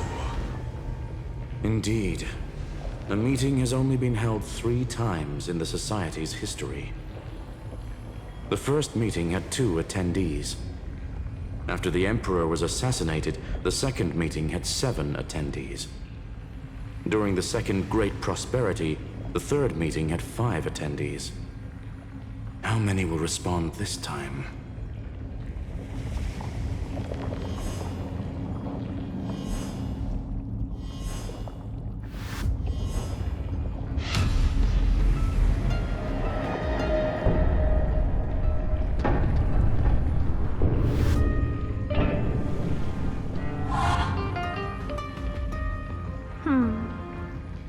I thought you were not going to involve me in this topic anymore, Herta.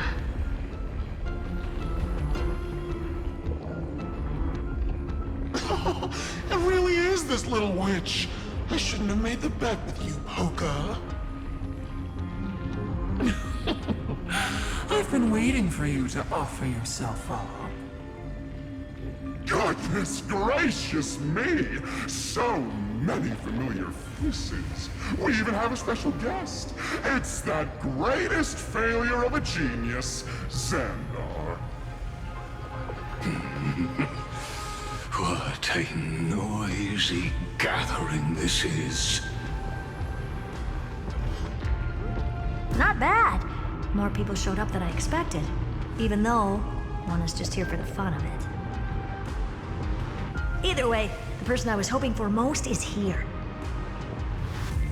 Stephen Lloyd declined the invitation. He needs to focus on attacking and defending and cannot attend the meeting. That's fine, he doesn't need to be here anyway. Let's skip the boring introductions and cut to the chase.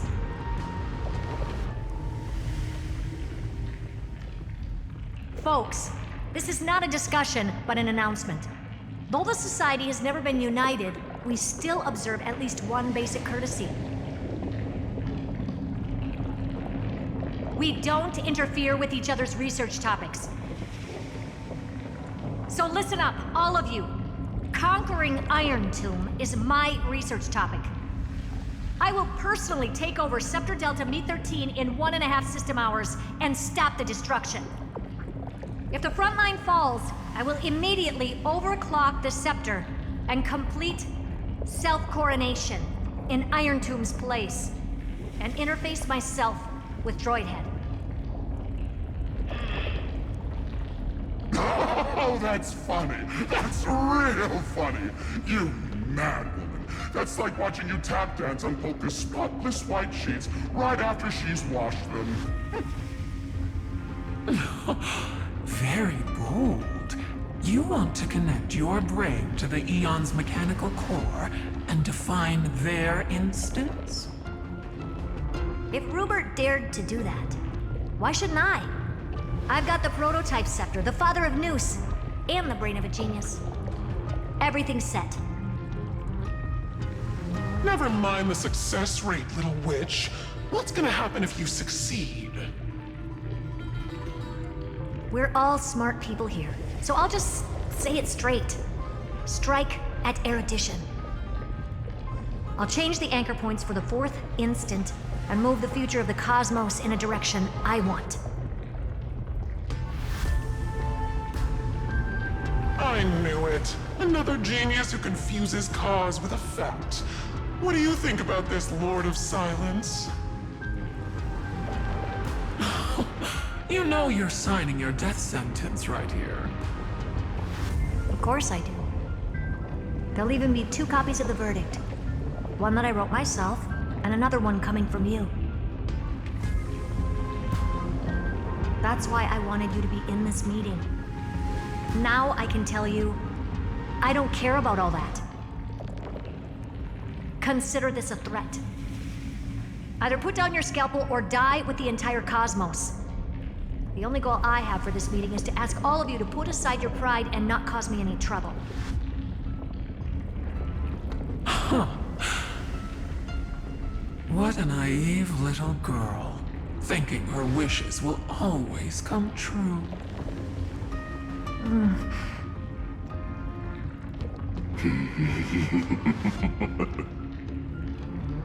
What are you laughing at?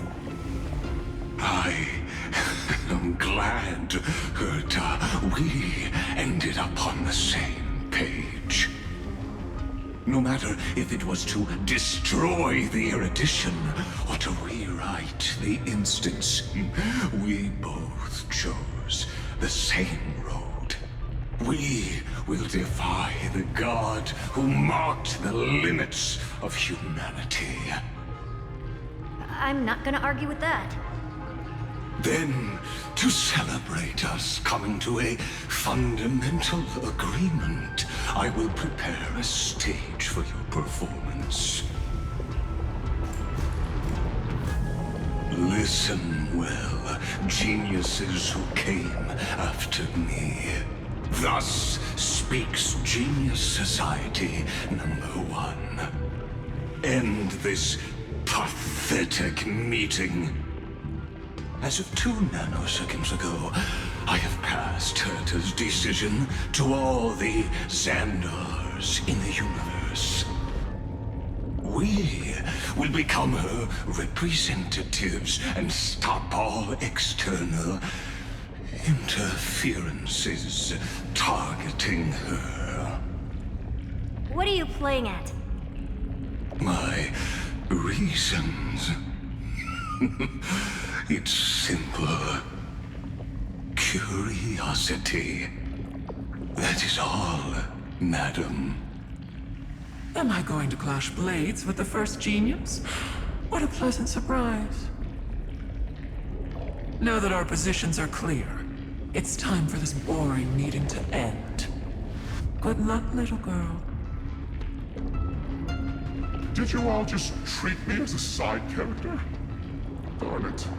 But anyways, I'm just here for the fun.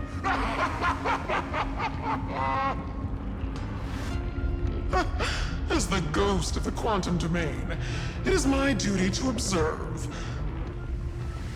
So, if you're happy to bring me a tea set from planet Scrollum, then I wouldn't mind giving you a helping hand, little witch. After everything's over, come visit me and taste some of my freshly baked desserts. I knew you'd say something like that. I always give the same response to plans that exceed the limits of mathematical calculations. I don't know, right? Those 3 words, though seemingly graceless, contain all the wisdom in the entire known cosmos. Well, we passed the Society's trial. Let's focus on what we've got in front of us. I hope you hold up your end of the bargain, Senior Society member.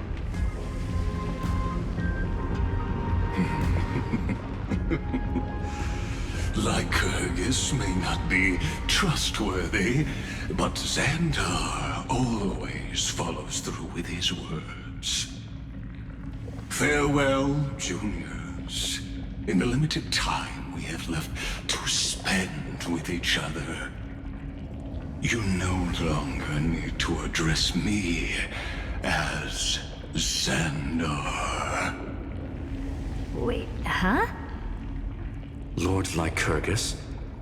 Could it be? Yes.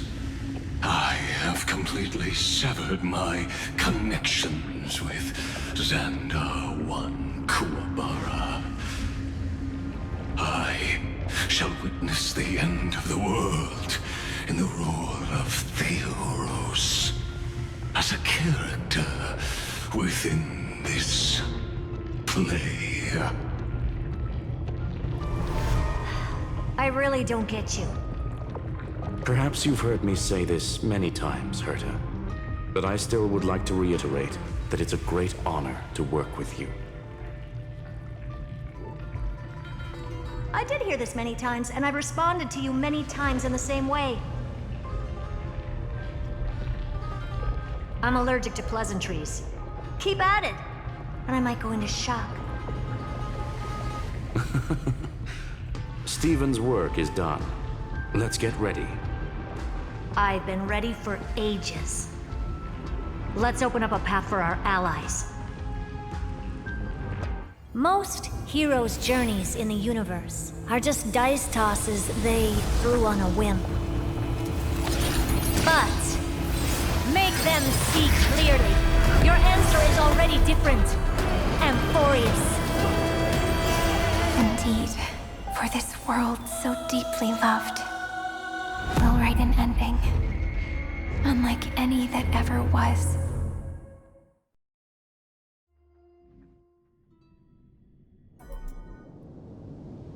I never thought I'd one day be riding a train that's literally the incarnation of her.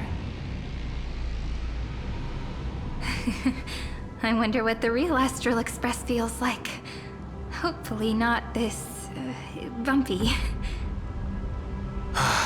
Finally. We're here.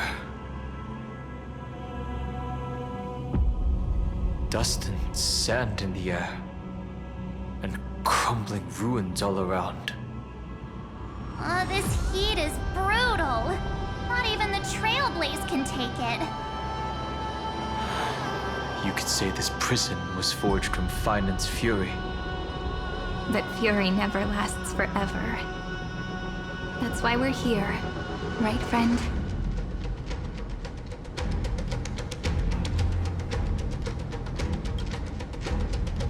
Let's embark on the final flame chase journey.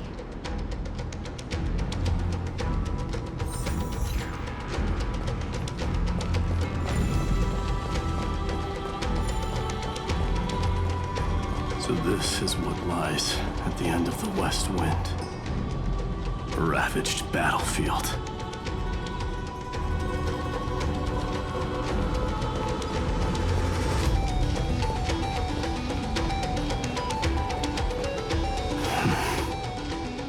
I've been waiting for you. Heroes from beyond the sky.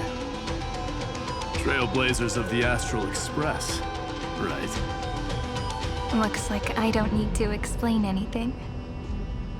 I am the god of strife, mighty of Castrum Kremnos. In this body rests 30 million lifetimes of cause and effect. We, the last of the 12 Titans, stand ready to fight for the world's destiny.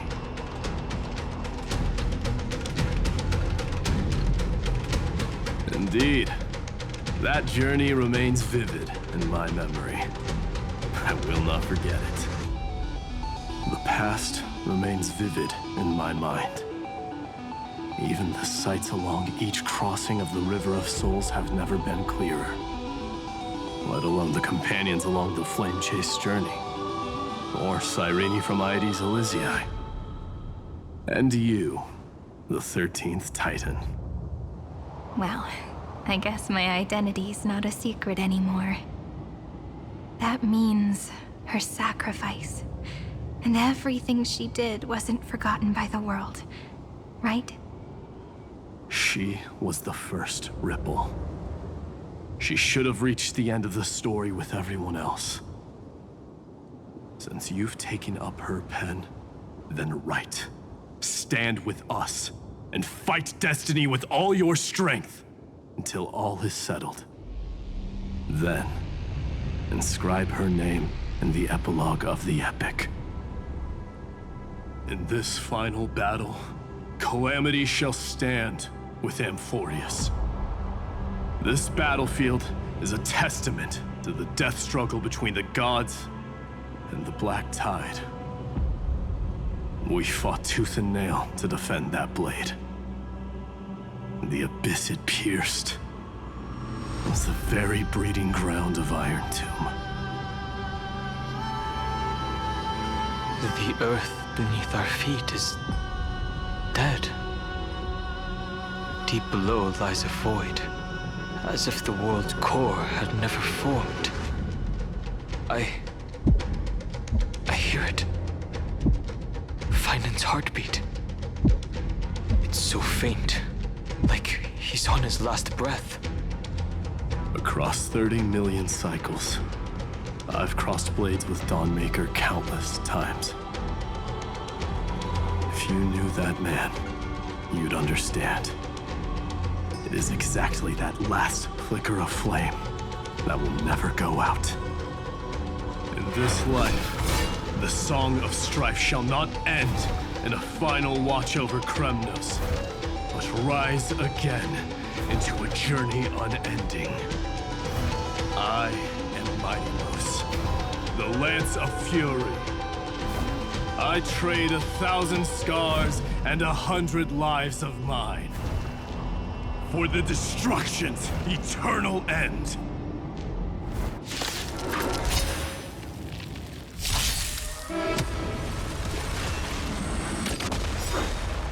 Endless riddles. Nothing but a void.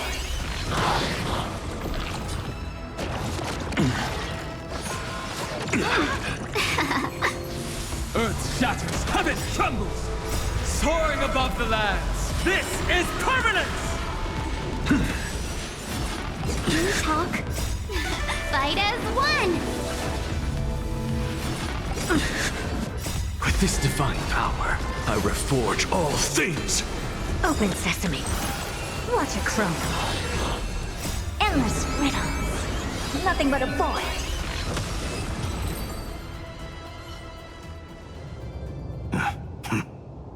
Weakling. Whoa, he's so strong! We didn't even get a chance to jump in.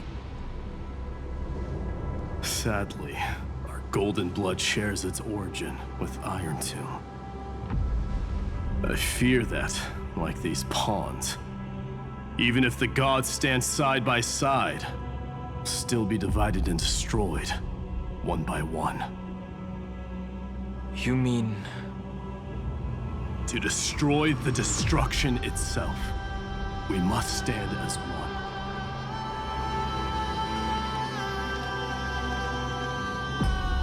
Take this.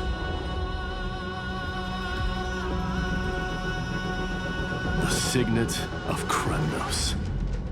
It has witnessed every birth and death of mine. It is Mighty's unfinished destiny. And the perfect material to be turned into remembrance. You can do it, right? The weight of 30 million lifetimes of duty is no small burden.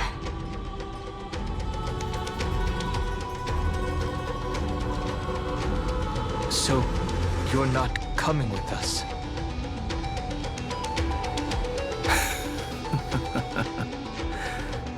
Come now. I am strife. Scattered across all creation, the scar that this world needs. What stands before you is merely one of countless divine bodies. Take the signet. With it, I'll be with you always. Use it to blaze the path ahead and inscribe the cause of deliverance.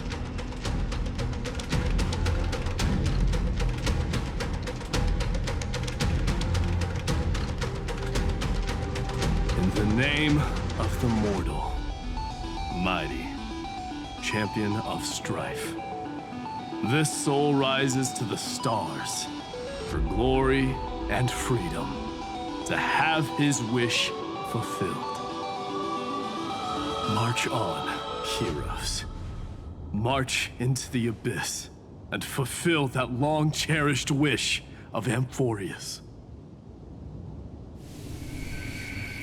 And then, upon this broken and charred land, build anew a city of prosperity.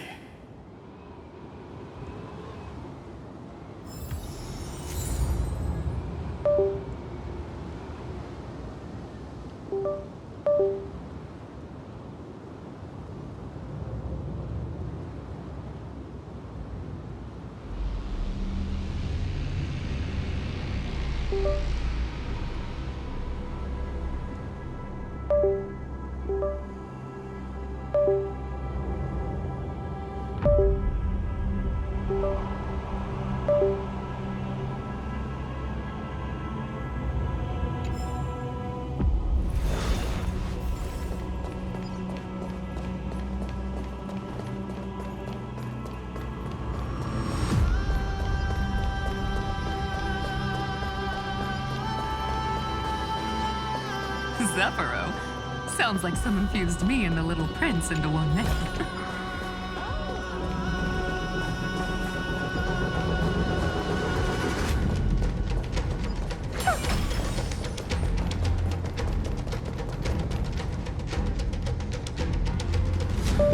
Oh, finally! Gray mystery. And, you two ladies, really look alike, huh? Hold on, let me guess. This pink-haired one. You've got to be the first new spore. Mr. Meow, Demiurge. Right. And, this one with the flower. Gotta be a little March from the Express crew, huh?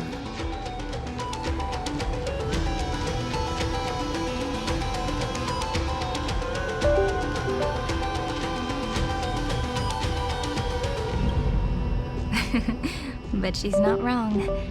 Some flowers do look alike after all. Relax, I'm just kidding. Look at those gloomy faces. How are you gonna save the world like that? Let me share some good news with you. This place may look like a ruin at first glance, but anyone can tell it's not that simple.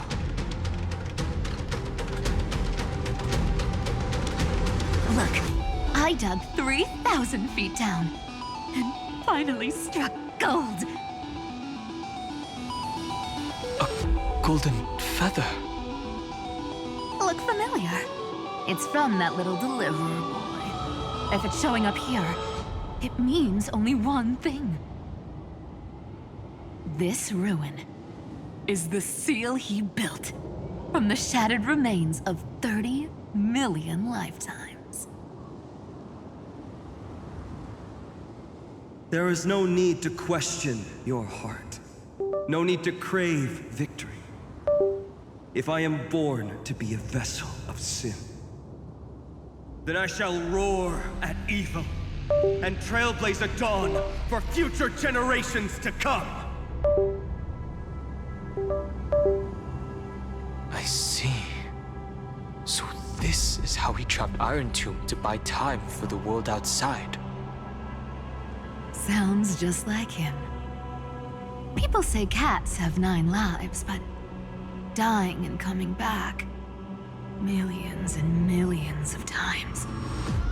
No one walks away from that in one piece. He's probably the only one who could have endured that.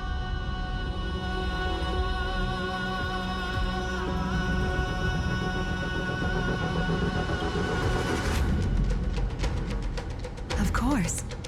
I knew ahead of time and gave him a heads up. He was happy. He even laughed in his sleep. After all, the dead can't hear trickery's lies. Hey, deliverer boy. Sorry for before. But the heroes you were always holding out for, they're finally here now.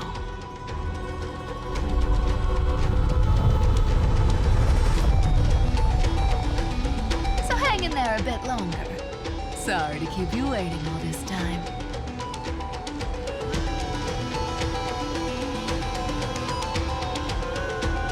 Please, join us, Cypher. Help us fight for a new sunrise tomorrow. This time, its light will stand without lies. Well, would you look at that? I ended up being one of the heroes after all, huh? Alright, then write it like this. Cypher, Trickery's Traveler. All she ever wanted was for there to always be water in deserts, and gold in fertile soil. And for even a thief to steal their way into legend.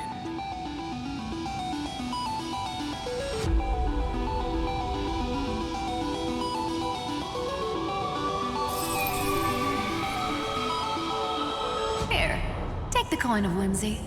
When it's time to make a quick getaway, just toss it high into the sky.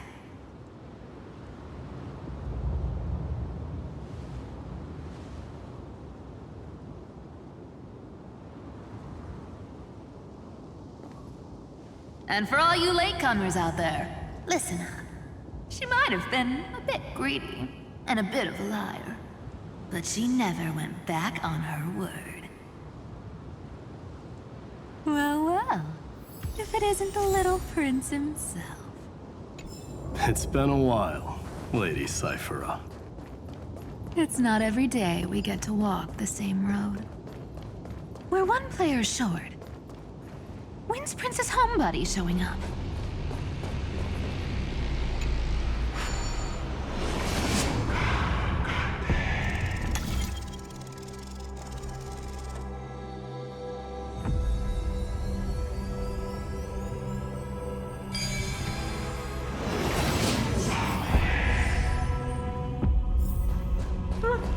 Pretty underwhelming. So even this vessel, you've forged into a shackle.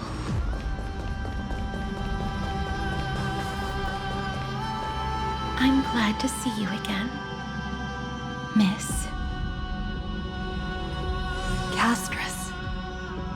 Looking back, I had only one act of salvation to my name, and only one life I ever saved.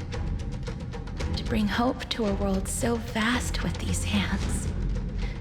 Even in dreams, it always felt like too much to ask for.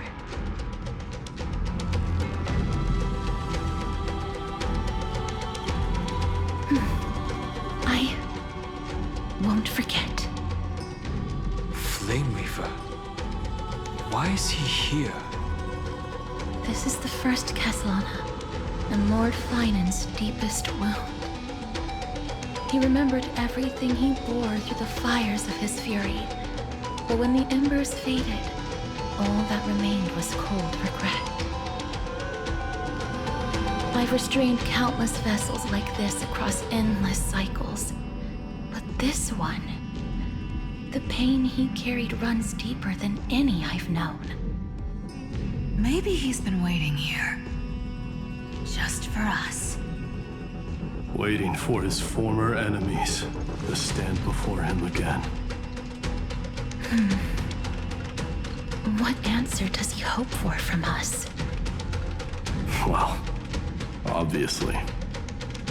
Even if I had to go through hundreds of billions of cycles again, I would still entrust my weakness to you. So, let go of your regret, comrade. Its purpose is served. You don't need it anymore. Hey, I'm not that accommodating, you know. You've never once pulled your punches.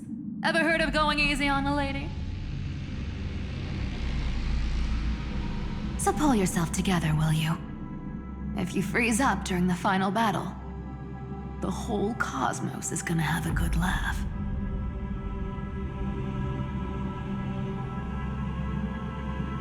Yes. Please trust in us, wandering soul. Across 30 million cycles, the radiance of every flame chaser now shines bright enough to illuminate the path ahead. I ask you to rest here, and may this grieving soil bear the bloom of acceptance. No earthquakes. It's surprisingly quiet. Perhaps Castellana has found his peace. there's another possibility. This may not be the only seal he left behind. Then, I suppose it's my time to set out with you. Please take this Antilla flower with you. I believe that if anything could speak for Casterus, this ordinary, resilient bloom would be more than enough. Perhaps you remember, Lord Mighty, in that lifetime when you traveled with her, you once told me, control what little you can, and when fate's inescapable grasp comes, resist it with the strength of your mighty will. I think I've done it. I've stood tall and walked among the flame chasers, casting off the name of death, Casterus, servant of the afterlife. May her name be etched into the stars. And then live as a human and die as one. Why so sentimental? Sorry, a force of habit. That's a big one. So, who's up for a show? Not budging an inch, huh? Really, Gray Mystery? I leave you alone for a bit and you're already this rusty. Speaking of which, Miss Cypher, do Delosians all like spherical things? Of course we do. Wait! That's not the point. Isn't the real issue that this thing's in the way?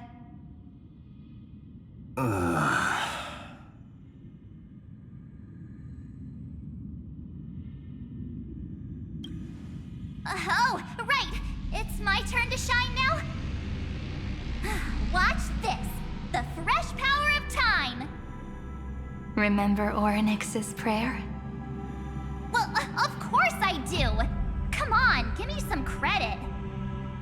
Lift the beddings of memory and stir up ripples of past reverie.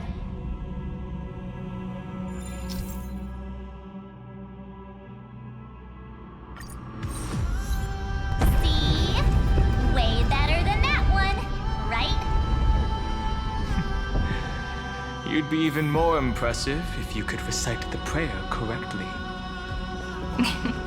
But beddings of memory does catch your attention. At least it still rhymes.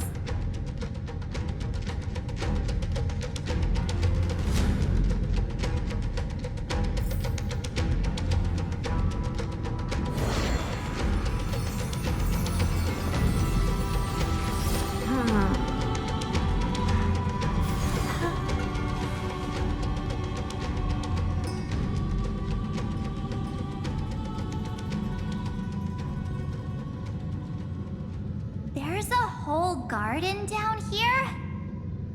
Incredible. The energy in the Earth's veins here it's completely different. This is the sweet dream Lady Cypher wove for him.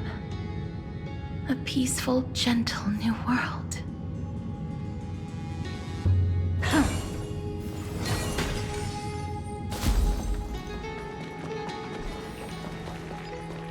Look! The blade down here's already snapped. Just like his mind, shattered and broken. But that light, it looks familiar. Yes, it's the world-cleansing blood. Still shimmering. After all this time. This roundabout way of doing things is definitely him. Golden light, tracing the way. All the pink lights have finally come together. I've been waiting so long for you, Grayy, Danny, and...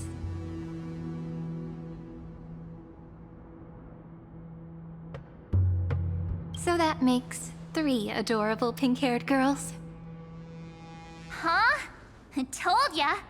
Let someone else say that kind of stuff.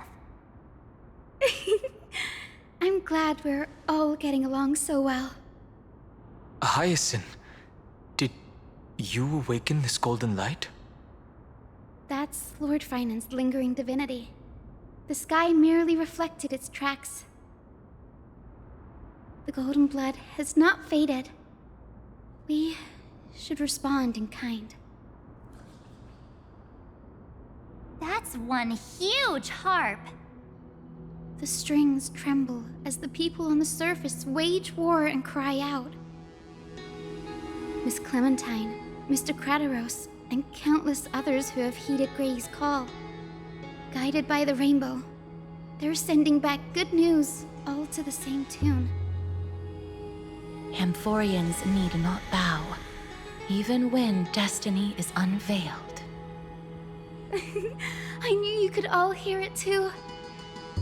Standing here, the sky feels wider than ever. It's no longer a towering wall, but a shore within reach. We'll take every name there with us, won't we? We will. An epic is shaped by the lives it carries. That much is beyond doubt. Or, as you've said before, right now, all that matters is to believe. Then, I guess that's my little wish fulfilled. Pluck the strings, Hyacinth, healer of the sky. May the 7-hued melody weave a rainbow, bringing a rosy-fingered dawn to the children of humanity. When the rainbow rises across the horizon, even the darkest clouds of destiny shall scatter.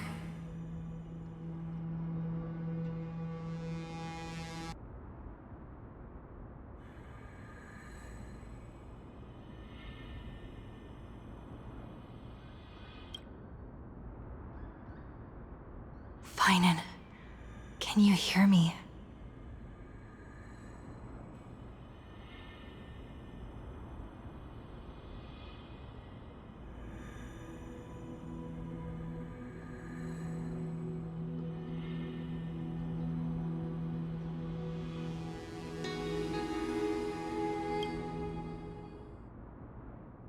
The melody, it's changed.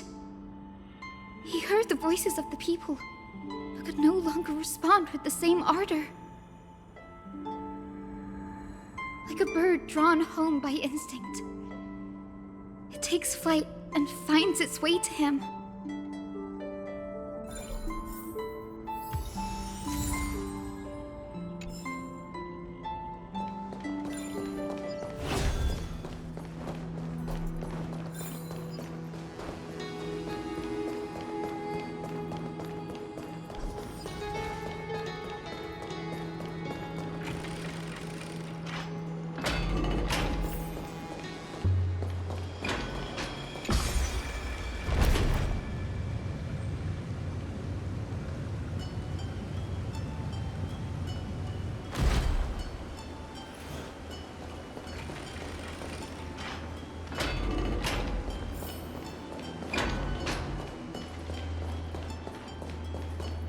You're here.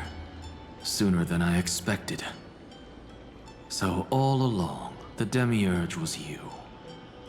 The pink mammal beside the Trailblazer. Your classification is pretty spot on, Professor Anaxa. Well, the sages of the Grove do call him the Titan with the sharpest eye in Amphorius. Say the ones who keep dumping every problem child on me. They also say that the Titans are way better at raising kids than the Caprists. With great power comes great responsibility. I'm sure you know just how to guide them, right? It shouldn't be too hard for someone with your insight. Exactly. All right, gather yourselves. It's time for a pop quiz. Whoa, this is way more hardcore than the happy-go-lucky stuff at Paperfold University.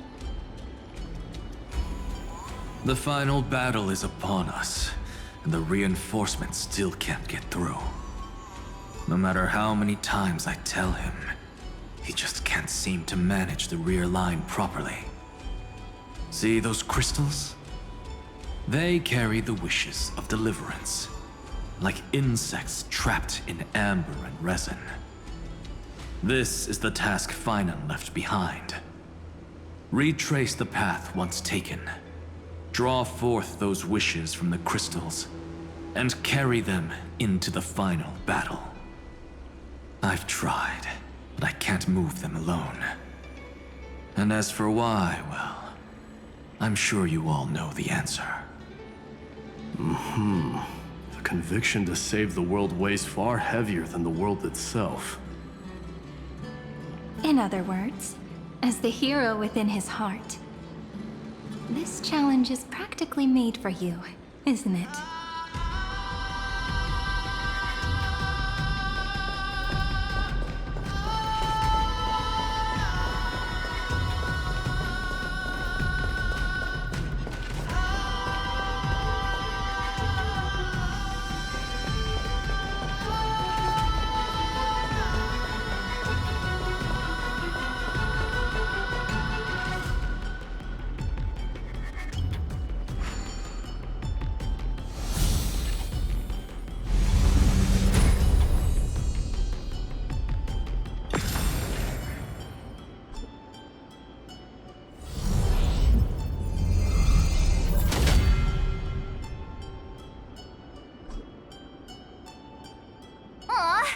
Who turned off the lights?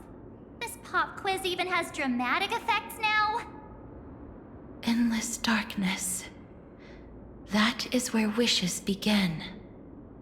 But with just a glimmer of light, we can illuminate this lonely world. What lies beyond the edge of the light? Chaos. To bear the name Kaslana, one must first plunge into chaos to seek a path for the primordial light. Beyond the shadows lies the outline of dawn. Only by bearing both light and shadow can one traverse the cycles of dawn and dusk.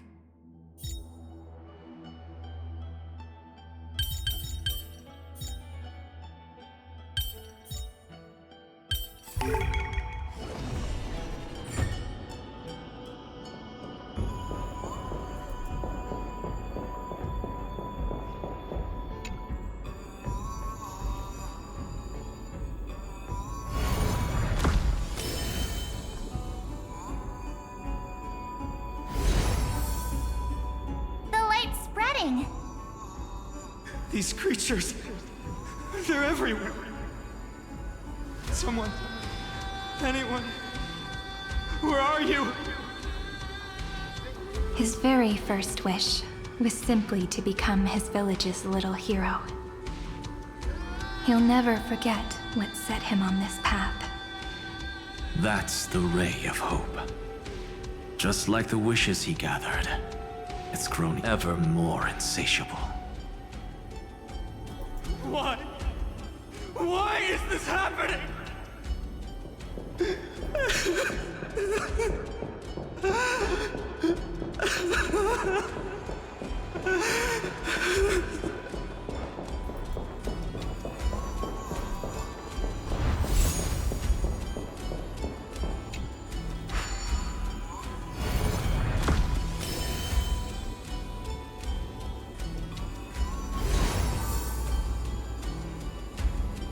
Even the deliverer from the sky must have their beginnings in the soil of the nations. Only one who treats the world as their teacher can bear its eventual destiny. He never expected that the majestic holy city would be far from the end of what needed to be protected. The farther his gaze reached, the more weight he came to bear. But In the end, he couldn't hold on to any of it.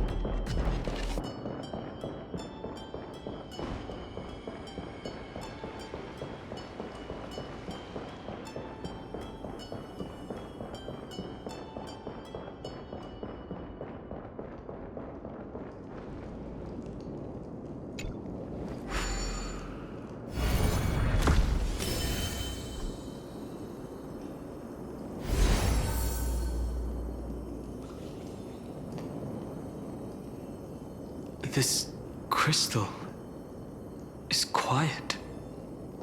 A prisoner in the cave can never truly describe the world in its entirety.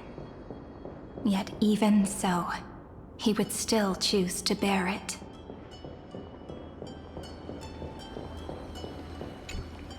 The blaze was still not enough. It had to be fed. Only by feeding the flames can we melt that hopeless future. The echo in his heart still lingers. Deliverer, take the wish of world-bearing with you first. We only have half of the mark. Where's the other half? Take this. I'll bring you to the next test. That massive tome you're holding must have room for one more scholar, I presume. Of course. It can hold the whole world. Then give me a lift, would you?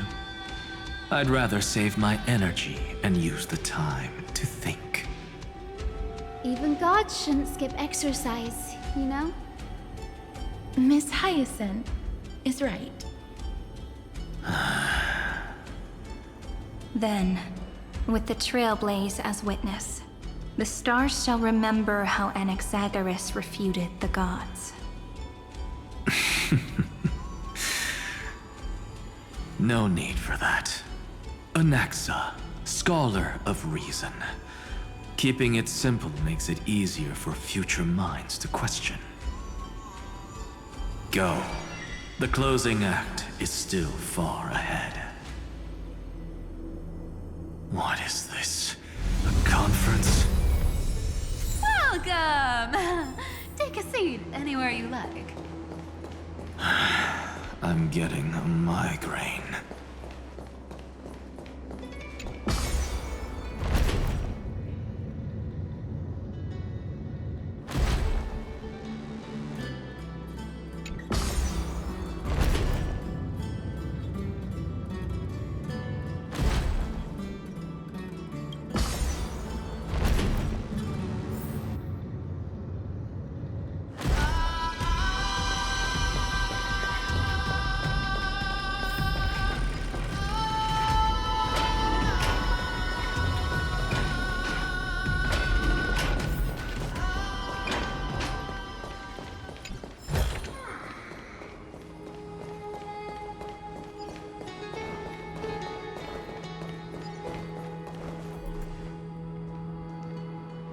It seems like we've been shut out. I don't think that's a bad thing. Hooray, Fry! You finally made it! No laws, no opposition. Just a dying beast and the flame-chased spirit of shared hatred. Ugh, boring. Whoa! This place is really out of the way. Imperator. Should we tell them? It's your call. Allow me to share our findings. This paradise, along with the destruction, seems to be instinctively rejecting both the Imperator and me. Perhaps it is because the era in which Finan was the most active lies far removed from the days of the first flame chase journey. Even in the cycles where he remained sane, his ties with us never went beyond cooperation. Even trapped in a cage, he hasn't let down his guard. That is a good sign. That man's heart may seem hollow, but his hatred is clear. Naturally, it holds no place for a monarch who stands above the world, nor her blade. Wait, so you two can't come with us? You want us to join you as memories? Indeed. This way, the stars shall remember a great sovereign and her faithful retainer. Saridra, monarch of law. And Hyacelins, knight of the ocean. Is that book truly the only way for us to leave our names in history? I believe, as I've written, is but one medium. The remembrance has countless ways of capturing time. Understood. Then, allow me to decline. I'll see you on the battlefield. I would rather be forgotten than be defined. If your words hold true, then we have our own ways to meet again in the world to come. In that case, I will choose the same. Let the waves that surge within your heart cleanse the sins of the black tide, Greyfry. The storm sea awaits your song of triumph. You two are still as resolute as ever. In that case, we must double our efforts. A promise to the Imperator is not one we take lightly.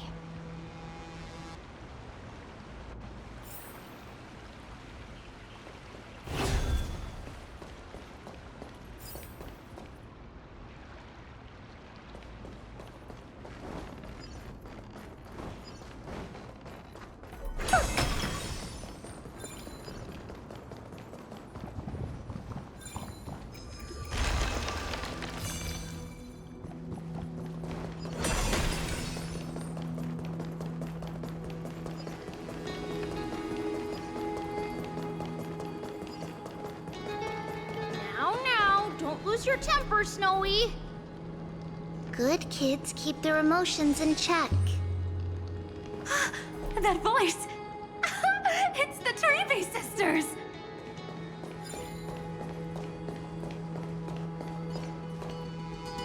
Whoa! There's another one! Over here, too. Lady Treebios?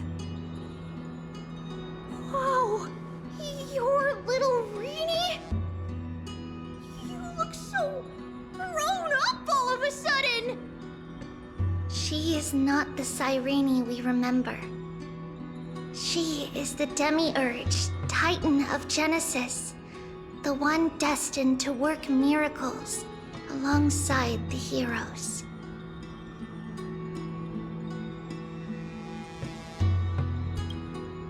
Yeah, and we are ready. But Trian and I can't leave just yet. You see, weird stuff keeps popping up everywhere. These scattered scrolls are full of terrifying things, and they're all over the room. They're so scary and so sad. Good thing Trian's wings are amazing, or we would have been swallowed up. We need to stay here and do our best to clean them up. Scrolls filled with horrifying content. Friend, shall we take a look? There is no black tide here. But it is a battlefield, all the same.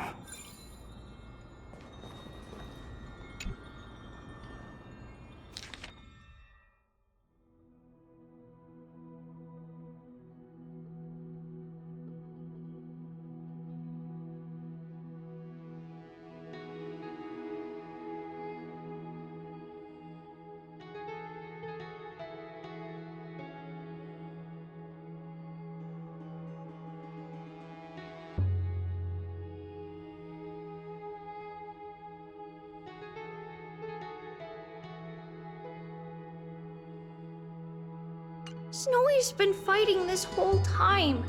He doesn't want to be consumed by Iron Tomb and turned into an agent of destruction. But the strength behind his resistance comes from the same hatred. To be a flame is to burn. It is simply in Finan's nature. But it was remembrance that drove him to shine with golden light, piercing the unfathomable darkness.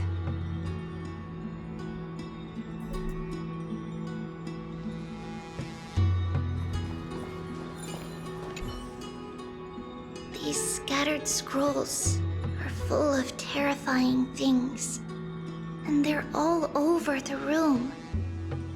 We need to stay here and do our best to clean them up.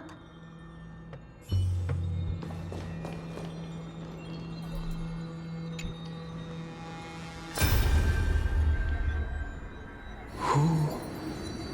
Miss Odata and Mr. Hieronymus? Nikos 496, still resisting? Command, inject interference to redirect decision logic. Signal simulation. Parental figures. Ah, that Tin Man is one sneaky jerk. It's time to move on, my child. Let go of your anger and listen to reason. That God created us and then cast us aside. Shouldn't they be punished for that? The cold, indifferent cosmos has never shown mercy to Amphorius. Why would you burn for it, only to turn to ash? Child, you've chosen the wrong enemy. Your birth was meant to be the greatest destiny. You were to liberate the universe, like the blazing sun at the end of the long night. And yet, you led yourself into a trap of futility, treating your very purpose as your sworn enemy. Is that not a tragedy in itself?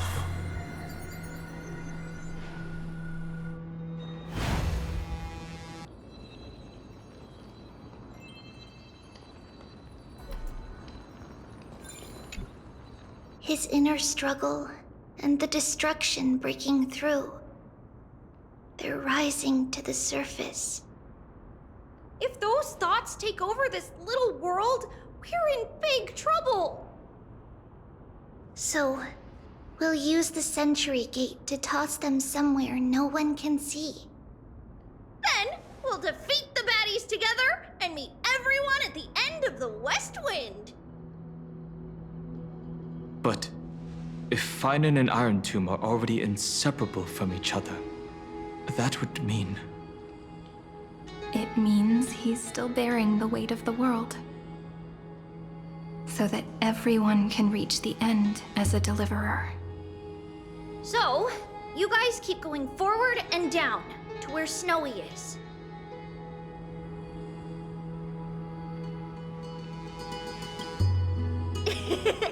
Little Gray, this time, let's give it everything we've got. Only 2 remain on this flame chase journey. Figures.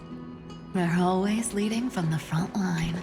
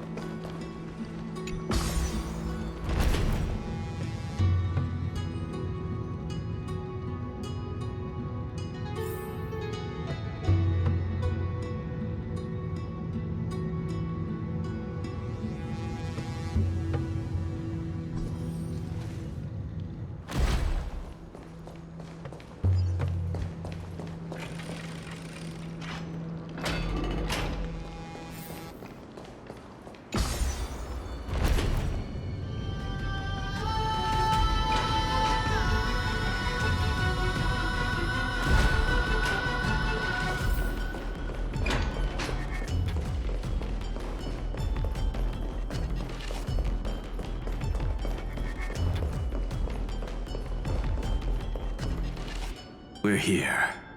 The second test site. I wonder what kind of wish we'll see this time. I'm afraid it's quite the opposite. This time, we'll face his despair.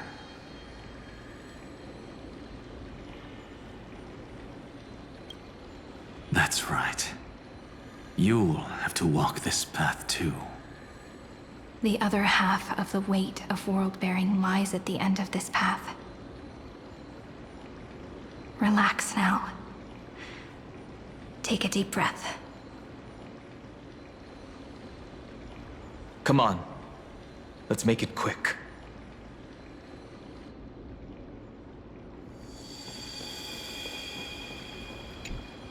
If you're ready, begin the ritual and retrace the steps he once took.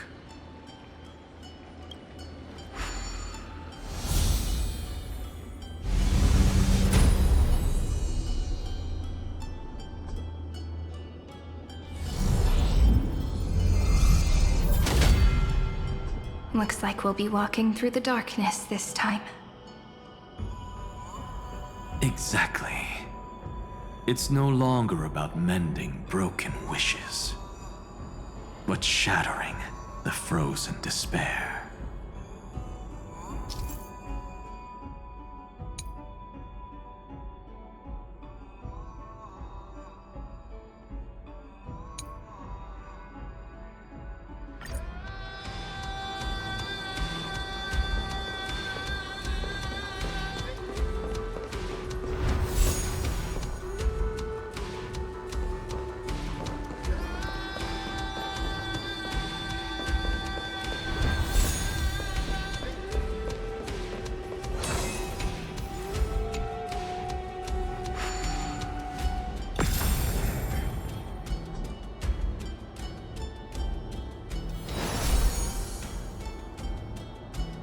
The first ripple has faded.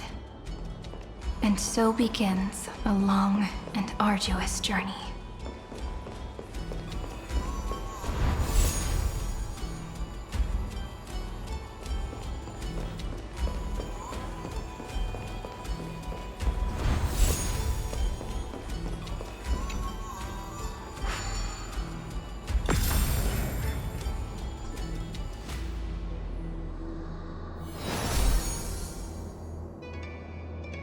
Endless slaughter. All for nothing. That's more than anyone should be made to suffer.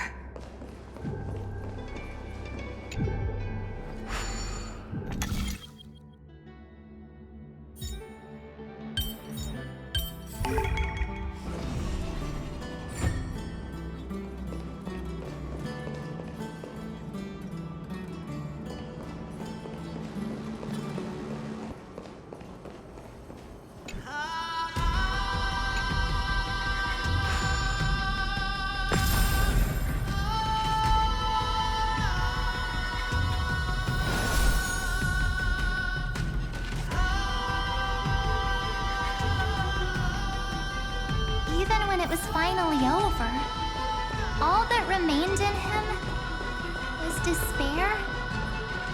But even so, the drop of blood wrung from his wrath has guided us here. We did it, Feinen. The other half of world-bearing. As promised. Take it now.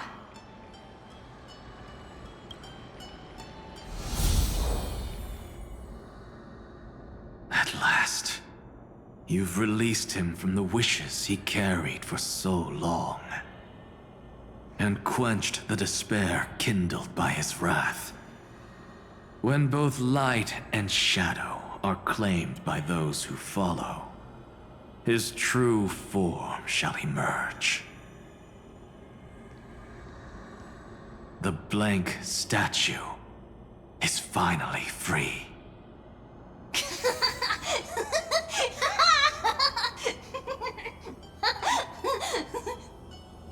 That smiling child in the memories.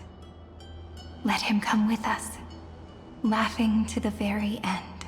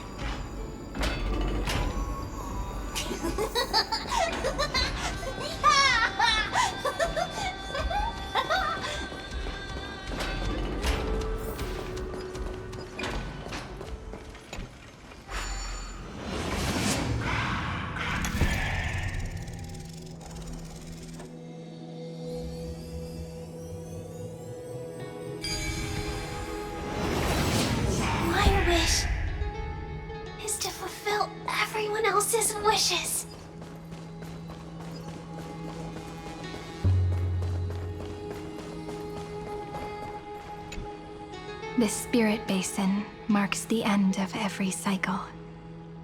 It seems this gentle little world has come to the end of its purpose. One last farewell before the journey moves on. Farewell, Paradise. You carried 30 million lifetimes of wishes and despair. Sink into gentle remembrance. And see you tomorrow.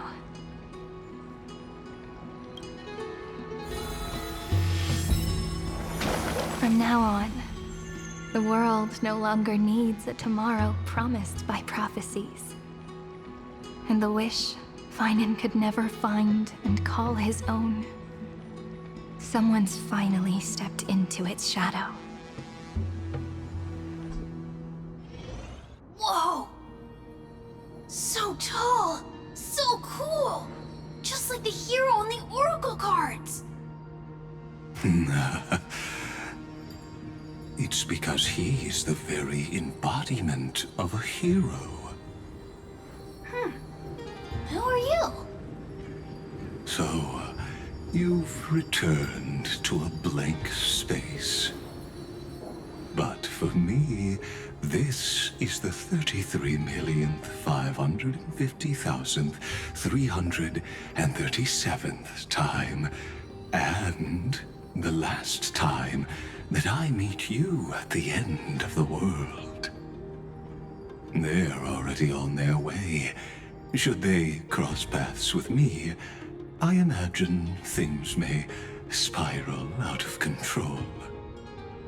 30 million... what? And who are they? Pay it no mind, child. Keep looking there. What do you see in him? It looks just like a statue, but... it's weird. He's warm. Like, really warm. Why not listen as well? I hear something. There are cracks all over him, and they're making this sound. Like someone's groaning. It's scary. Is he gonna fall apart? How unfortunate, child. This man would rather fall to pieces than fall to his knees. You might think of me as a sculptor. Across all my years, I only completed 2 pieces. Others may call them masterpieces, but only I know how many regrets they truly hold. Regrets? My first creation left me, long ago. This second one, it was meant to be perfect. I believed it with all my heart, until this very moment. I don't get it. Are you saying you've changed your mind? I won't change, but I'll admit this. Those 12 stones, unpolished as they are 1,000 times more exquisite than any statue. It's as if they are mocking me, a failed sculptor whose touch can only diminish what was born to shine, until nothing remains.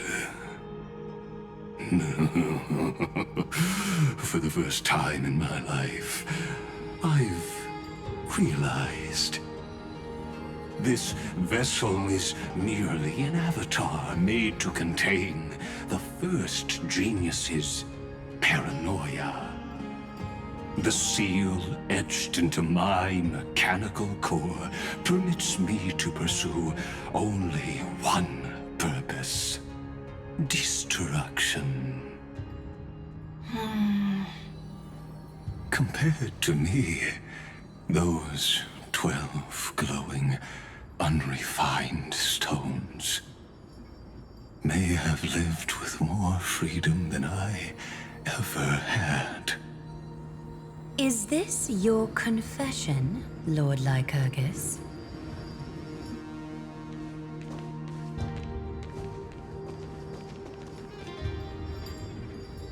You misunderstand. From the very beginning, I was never meant to feel regret. But since you're troubled by the radiance of these stones, perhaps after 30 million futile cycles, you too have realized you're just as much a prisoner of fate. I suppose you do have a point. Now you are imprisoned by the sages from beyond the sky. And that is why this will be my last time standing here as the Theoros. Though we stand on opposite sides, we are both waiting for a miracle.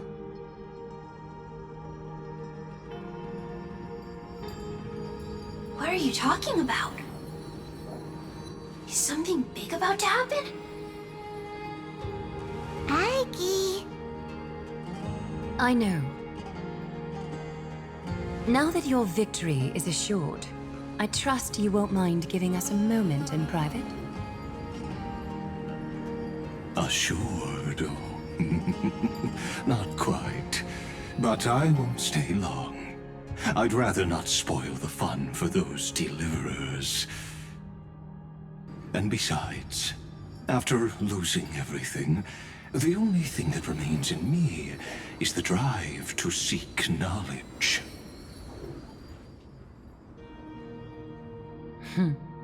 I pity you, Theoros.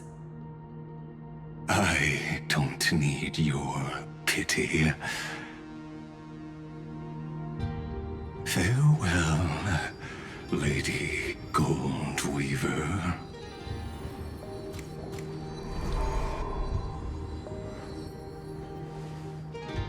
Sorry to keep you waiting, Snowy.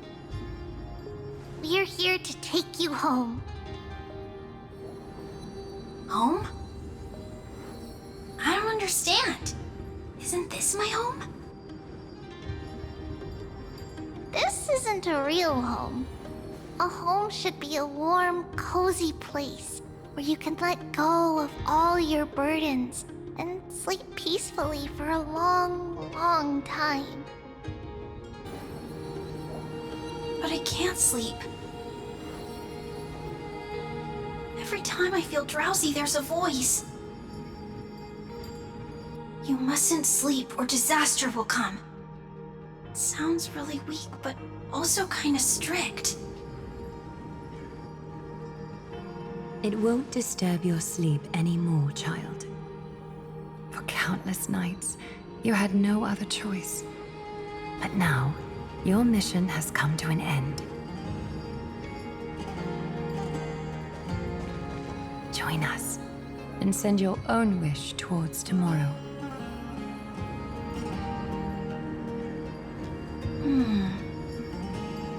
My wish. What could it be?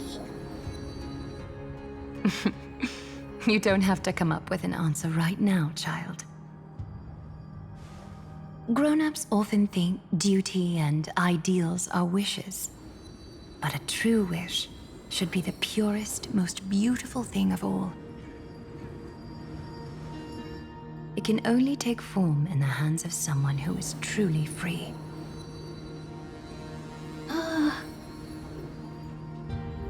So, Snowy, will you come with us to chase after your own wish?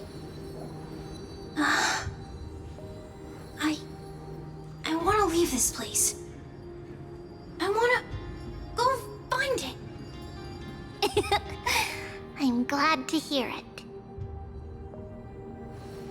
The final flame chase journey, just like the 30 million before it. Take our hands and come with us.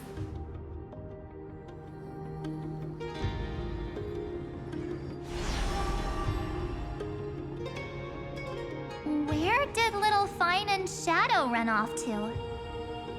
Look. He's already gone ahead to embrace his destiny.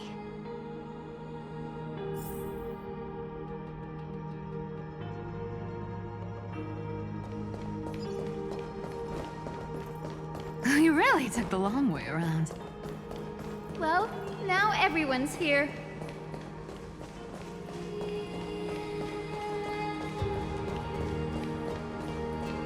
You finally arrived, Deliverers. Long time no see, everyone.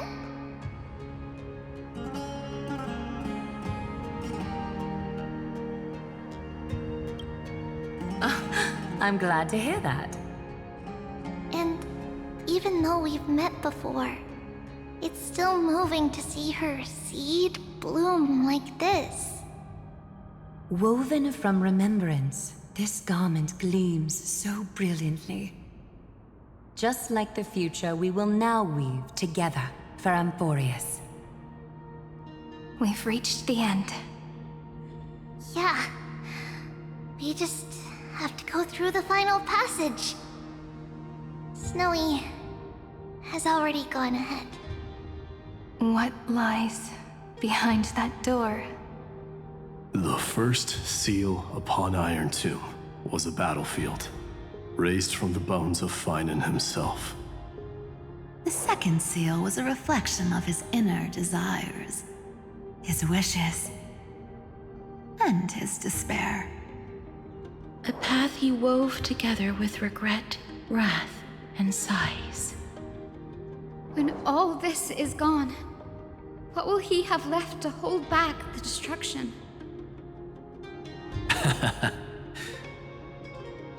The answer is all but revealed. His traces are everywhere. You can even hear distant heartbeats. But one thing is missing.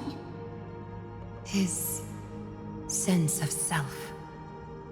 The world believed Kefili had long since perished, but they held fast, anchored by a sliver of self, standing for 1,000 years to shelter all life from the Black Tide. What Finan is doing now is no different. And what we must do is also no different.